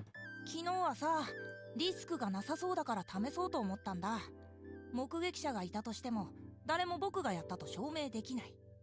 I mean, it's a very smart way of doing it. 超能力だからね。僕が自白したとしても誰も信じないでしょ。True, true. でも今は違う。同じような力を持っている人が近くにいるって分かったし、おまけにカケルに手の内を知られちゃった。僕はさ、誰にも咎められないって状況で好き放題やるのが好きなんだ。怒られない範囲で自由にやりたいの。だからリスクを背負ってまで好奇心を満たしたいとは思わない。約束通り悪さはしないよ。そこは信じてほしいな。So that random girl actually doesn't have an artifact. 好奇心ね。だって使ってみたいでしょ。こんなゲームとかアニメみたいな力手に入れたら。I can definitely understand enthusiasm. 人を殺してもか。そこは価値観の違いだね。I also agree, sadly. I mean, this might sound like I'm some sort of someone who's judging someone else, but if I were to test that power on someone who's clearly doing something wrong, would I be guilty about murdering that person? Probably not. 気に入ってるんだ、かけるのそういうとこ。なんだよ急自分の考えを押し付けようとしないでしょ。詮索もしないし楽なんだよね、かけるといると。ってわけでかけるとはいい関係でいたいわけさ。そっちがこいつとはもう付き合えねえって思ってるなら別にいいけど。理解できねえとは思ってるけどな。今後のこと考えるとお前の力が必要なんだよ。 Oh, sorry about that. なんとかしないとヤバいやつがいる。昨日言ってたぬいぐるみ、そう、そいつと戦ったりとか。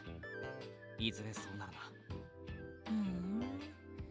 悪さはしないとは言ったけど、そういうのを手伝うかどうかは別の話だよ。痛いの嫌だし。それならそれでいいけど、自衛だけはしっかりしておいてくれ。自衛ね。油断してたら僕殺される？ああ。うわ、即答。わかった、気をつけるよ。ご忠告どうも。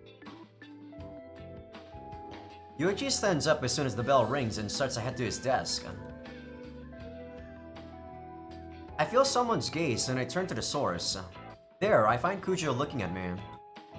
Her expression looks awkward beyond words. She probably still hasn't accepted that Yuichi tried to kill someone. Unable to come up with a response, I smile vaguely, shrug my shoulders, and avert my eyes from her. はーい、席ついて。ホームルーム始めます。Morning homeroom. Class. Lunchtime. Class again. I can't look ahead in the script anymore, so the fact that things are proceeding as normal is oddly relieving.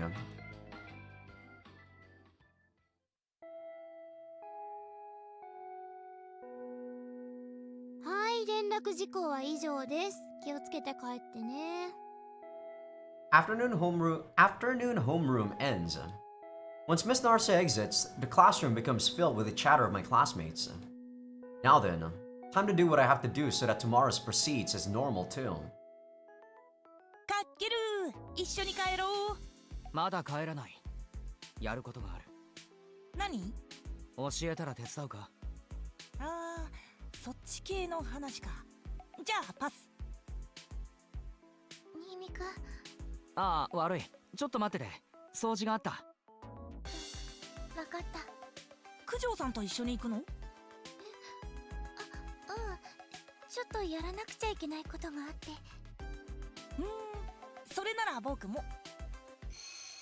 なに Wow, a day early?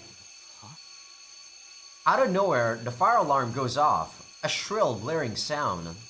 Wait a second. What's going on here? Why is this happening now? I'm guessing Iris actually did something to the boy.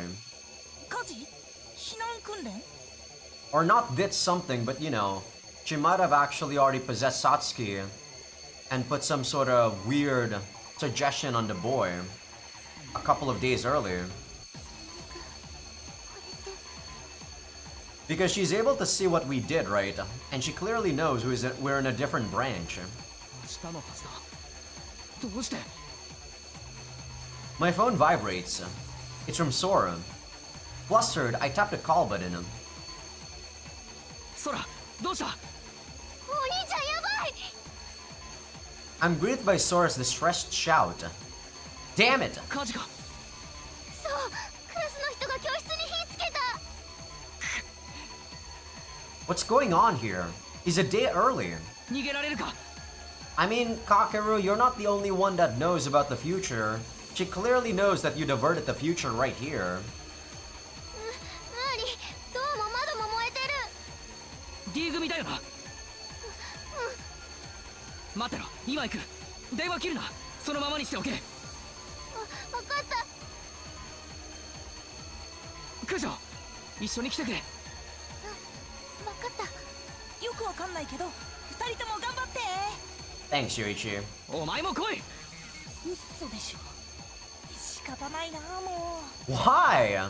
You don't have to. I dash out of the classroom, firmly gripping my phone, then rush to the first floor. Yoichi is definitely a pushover of a friend. くそ。 The first floor is a little sea of flames. However, there's neither heat nor smoke. They're illusory flames made by the artifact. Students and teachers alike stand around in confusion, looking at the unnatural sight of the flames simply fluttering on the floor and walls. 面白いねこれ。めっちゃ燃えてるのに全然熱くないよ。アーティファクトの炎、ミミカに聞いた通りに。No, this is not like I told them. おかしい。全部おかしいけど、どの辺が？火の勢いが強すぎる。こんな廊下を全部飲み込むような炎じゃなかった。I'm guessing Iris probably did her, like, you know, manipulation of the human body so that she can use someone other than Satsuki right there, huh? I guess this guy was actually already one of her playmates, or not playmates, but her experiment. But because she didn't meet Yuichi in this timeline, she had to hurry up with her plans. So this guy was actually the first one that she experimented on, like that Komoto. そもそも明日のはずだよね。ああ、今日起こるはずがない。よくわかんないけど、どうすんのこれ。D 組の前に火を放ったユーザーがいる。そいつを。Stop him. Stop him? If things are already this bad, then we have to kill him. ミミカ、どうすればいい？ここで待っていてくれ。でもまずはユーザーを取り押さえる。無力化できたら駆除を呼ぶ。わかった。I can't believe this. Now that it's this bad, I can't let Kujo use her powers. I can't let Kujo kill someone. If anyone's going to have to bear that sin, it's gonna be me. まさか突っ込むつもり？ああ、マジ？死ぬでしょ。あの炎は魂を焼く。肉体にダメージはない。気合で耐えれば問題ない。それにバカ正直に突っ込むつもりはない。I take a short breath. Well, we already have the artifact. I thought I'd be giving you an image exclusive to me this time around, but I don't have the time to adjust the image already burned into my brain. So the least I can do is give you the name you wanted. とっさの思いつきだから文句は言うなよ。Alright, what's the name of, you know, Ghost in this timeline? It's still Ghost! Come on! 来い、レナ。 Okay, there we go. Why is it Ghost in this though? I guess it's gonna be Ghost because they probably don't want to spoil us about the name. Maybe. I guess we'll see. ようやくか。待ちくたびれたぜ。 Well, then again, this might actually be a different person and Ghost might still be there. Because her hoodie is black. 誰？あの炎払えるか。任せとけよ。 Does she have her own artifact? Leaving behind the bewildered Yuichi and Kujo, Lena, formerly Ghost, breaks into a dash. She delivers a sharp roundhouse kick. The flames vanish as she mows them down. ちょろいぜ。 Alright, I'm so confused, man. I thought that these flames weren't supposed to be like physical manifestations. Since Lena is born from the same soul power as those flames, an attack from her can offset them. Okay, that actually does make sense. 突き進め。おや。I follow after Lena as she moves on, waving away the flames. Yeah, I still can't afford to take it easy. She's managing to clear the flames, but Lena is taking damage. My stamina is starting to dwindle little by little. 平気か大将。このくらい余裕だ。気にせず行け。さすが。おら。 Lena's fists pierce through the wall of flames. I can finally see him. 力が。 There's the berserk user. He stands, spreading flames all over the place as he clutches his head and screams in a hoarse voice. どうする大将。ぶん殴って気絶させるくらいしか手段がない。いいのか。気絶した瞬間多分あいつ死ぬだろう。自分の炎に飲まれて。 Well, better than him still being alive and being able to produce all these flames. もう手遅れた。誰かがやらなくちゃいけないなら俺がやる。いや俺だ。俺がやる。俺はお前だけど所詮は減態だ。少しは罪の意識も軽くなんだろ。Sure, whatever you say. Such bullshit. お前は俺だ。二人で行くぞ。 Yeah, that's not gonna lessen the burden. Come on now. 真面目すぎんだよね。ま、いいけどよ。突っ込むぞ。合わせろ。はいよ。 We push through the pillar of flames that extends all the way to the ceiling, closing the distance. I kinda said that we should knock him out without thinking, but how? I don't have the technique to do that. Either way, I've got to do this. I've gotta do it. First, I'll hold him down and disable him, and then... やめろ。やめろ。俺に近づくな。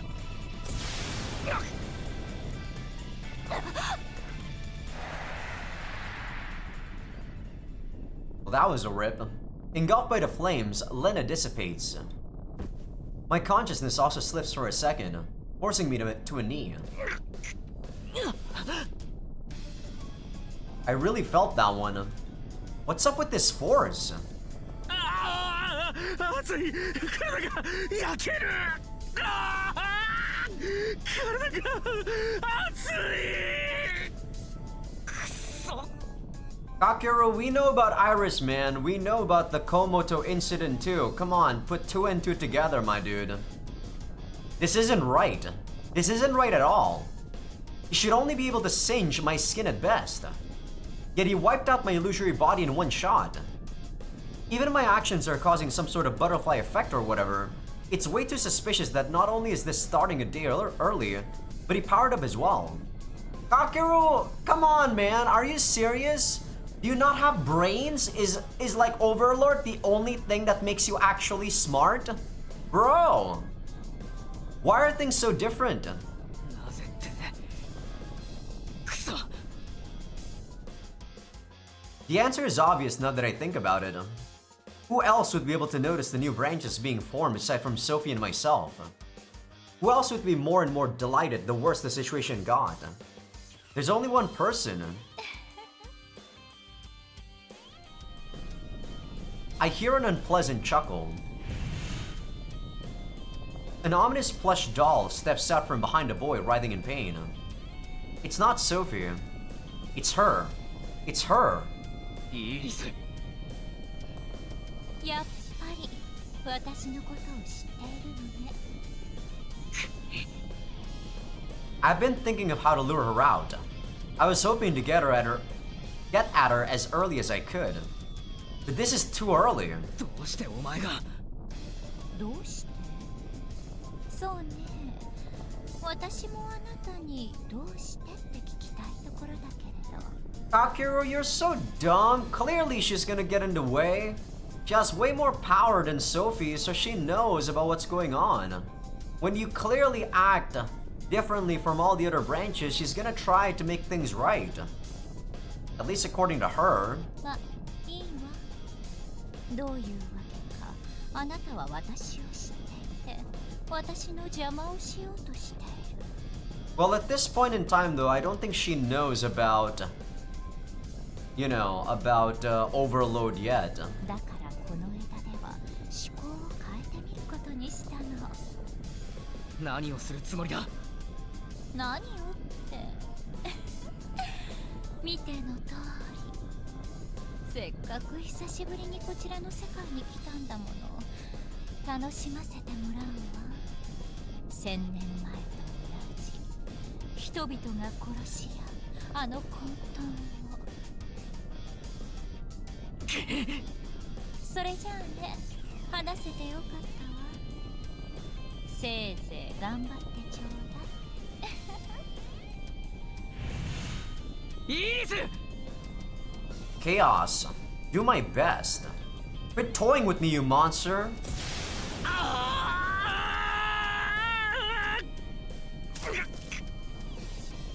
The billowing flames slowly burn my entire body. What do I do? What should I do? I'm all out of options to save him. I don't have a way to kill him either. In that case, I'll just have to restart. But where do I go back to? When did Iris come into contact with him? When would I be able to steal his artifact safely? I just have to rely on trial and error until I find out. In this branch, I've lost.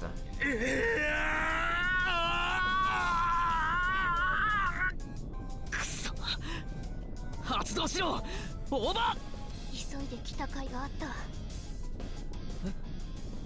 I guess reactivating that would be the next DLC game, huh? In this one, because we had to rely on Noah, we probably still have to go down this branch. But I assume the next chapter or the next DLC goes into a different timeline here. G オーダーアクティブ。ユキ体が俺の力が燃える。哀れね、力に振り回されて少しだけおとなしくしていなさい。パニッシュメント。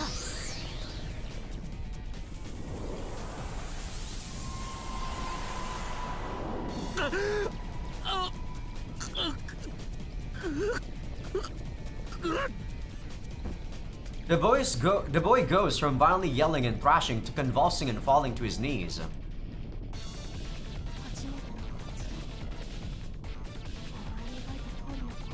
I think you killed him, Noah.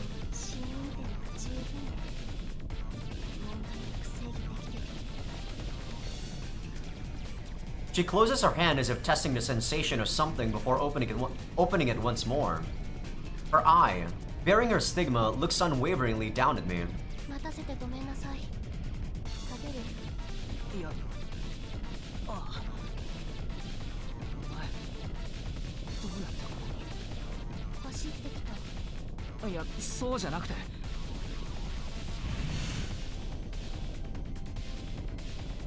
この子とんでもないわね。 A rift opens and a plushie appears. I guess Sophie told her to rush it up. This one seems to actually be Sophie.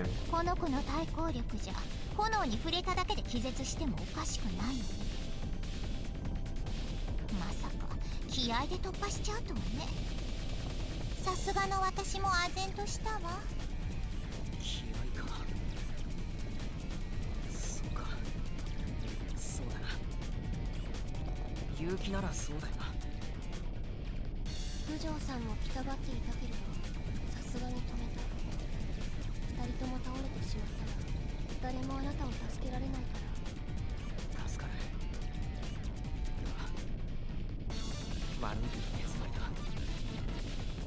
あいつはもう救えない殺すしかないということ。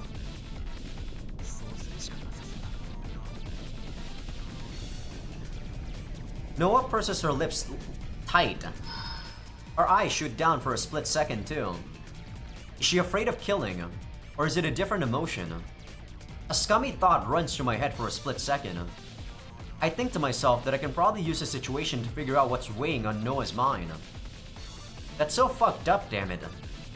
失敗だ朝に戻ってやり直せそうすればあいつを救えるかも運命を修正するということね。別に知り合いでもなんでもないがあいつを殺すって選択は取りたくない散々あがいてもう無理だってそうするしかないって思えるまでは分かった。私はあなたの判断に従う。それじゃあ走ってきてもらったところ悪いな待って。 Sophie floats her way over to me. あの子自分に力が返ってきて死ぬんでしょ。ああ自分の炎に巻かれるまだあるのか助けられる可能性があなたかなりの連度で減退を扱えていたわね。えああよくわかんねえけどそれがなんだよ原体って別に人の形である必要はないのよ。 So, we can make it into the artifact, but that doesn't matter though. あなたなら私と同じように使えるはずだけど。 So?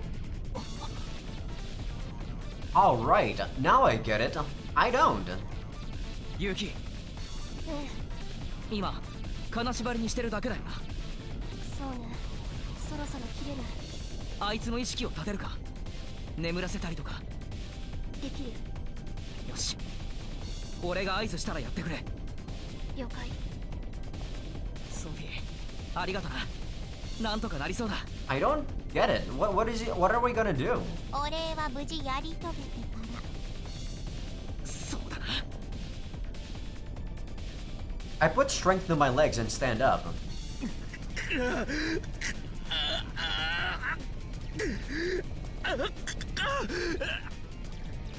何かするなら早く。あと10秒ほどで切れる。了解。行くぞ。I run at him. I quickly close the gap between us. これ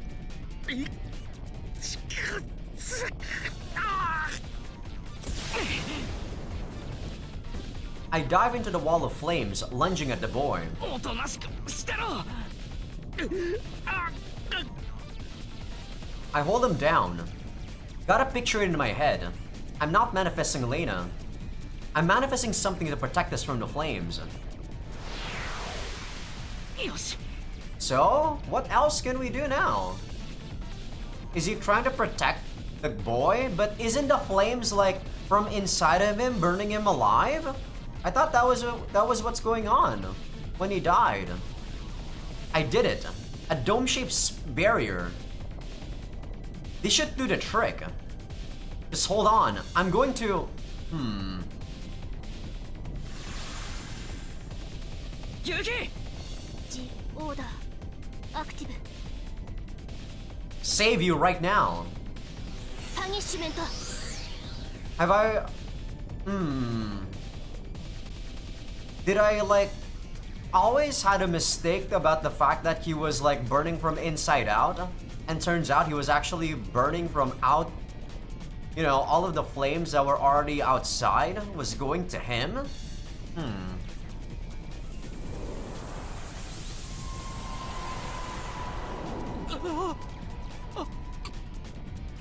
Even then though, this is a bit unbelievable because remember, the illusory body that Lena was actually dead after one swipe of his flames.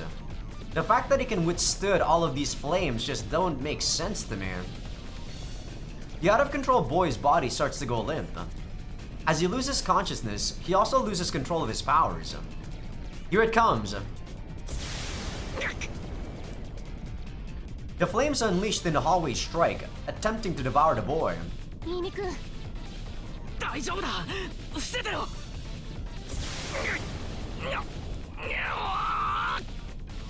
死なせて。たまるかよ。 I guess this is what she meant by you're pretty good at using the illusory body. I still don't think this is, you know, feasible, to be honest.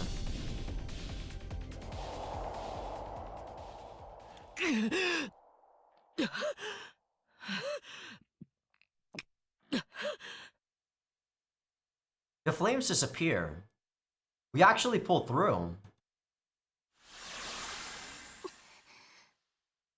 無事。 I release the illusory barrier and touch the boy's neck.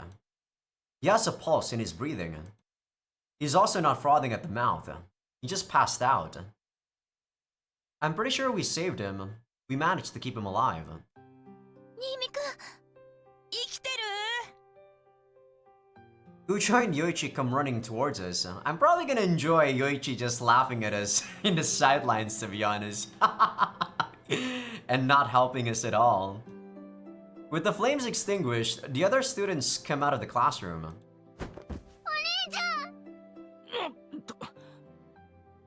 Sora practically tackles me into a hug, making me stagger backwards.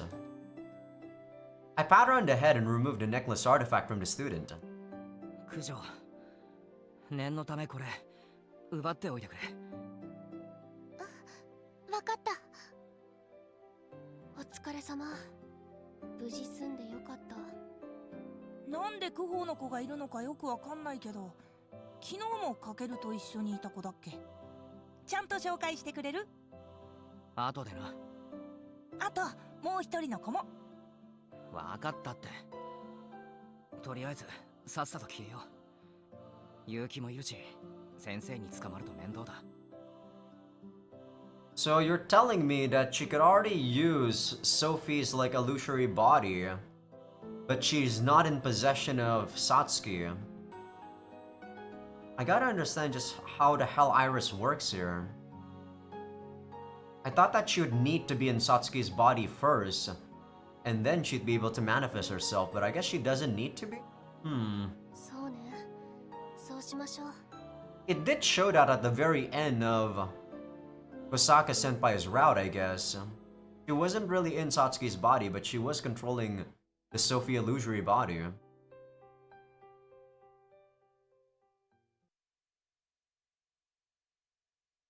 Okay. I think this is probably where I am going to call it an episode. I want to actually go a bit longer, but man, I am so hungry, guys. I guess that sandwich just wasn't enough to fill me in. And right now it's actually 5:22 p.m. So boy, I need another sandwich and at least like a pancake or something. So I definitely am liking the pacing of this story. The pacing in this story has been very amazing. Like, it's super fast paced. I mean, considering what it took for us to get here, I could understand that, but I still don't think what we did was plausible, to be honest. You could call it like Kakeru's willpower or soul power is stronger than the guy's, like, flames or whatever, but still, the fact that Ghost or Lena just died in one shot and then this barrier doesn't, it kind of makes it seem like, to me, it's impossible. But I guess I'll just have to take it for now. But yeah, I guess this is where I'm gonna call it an episode. So, hope you guys enjoyed the episode. Give this video a like if you guys like it. Sub if you guys haven't. Patreon will be getting these episodes early access along with everything uncensored. As usual, probably won't be getting anything uncensored until episode 7 or 8.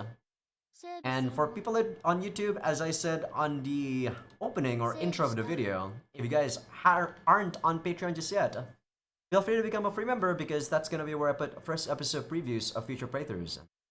And by the time this episode's out, you guys on YouTube can see a lot of other previews, for sure, since this won't be out until May 2025. Right now it's October, by the way. 2024. I'll see you guys in the next one.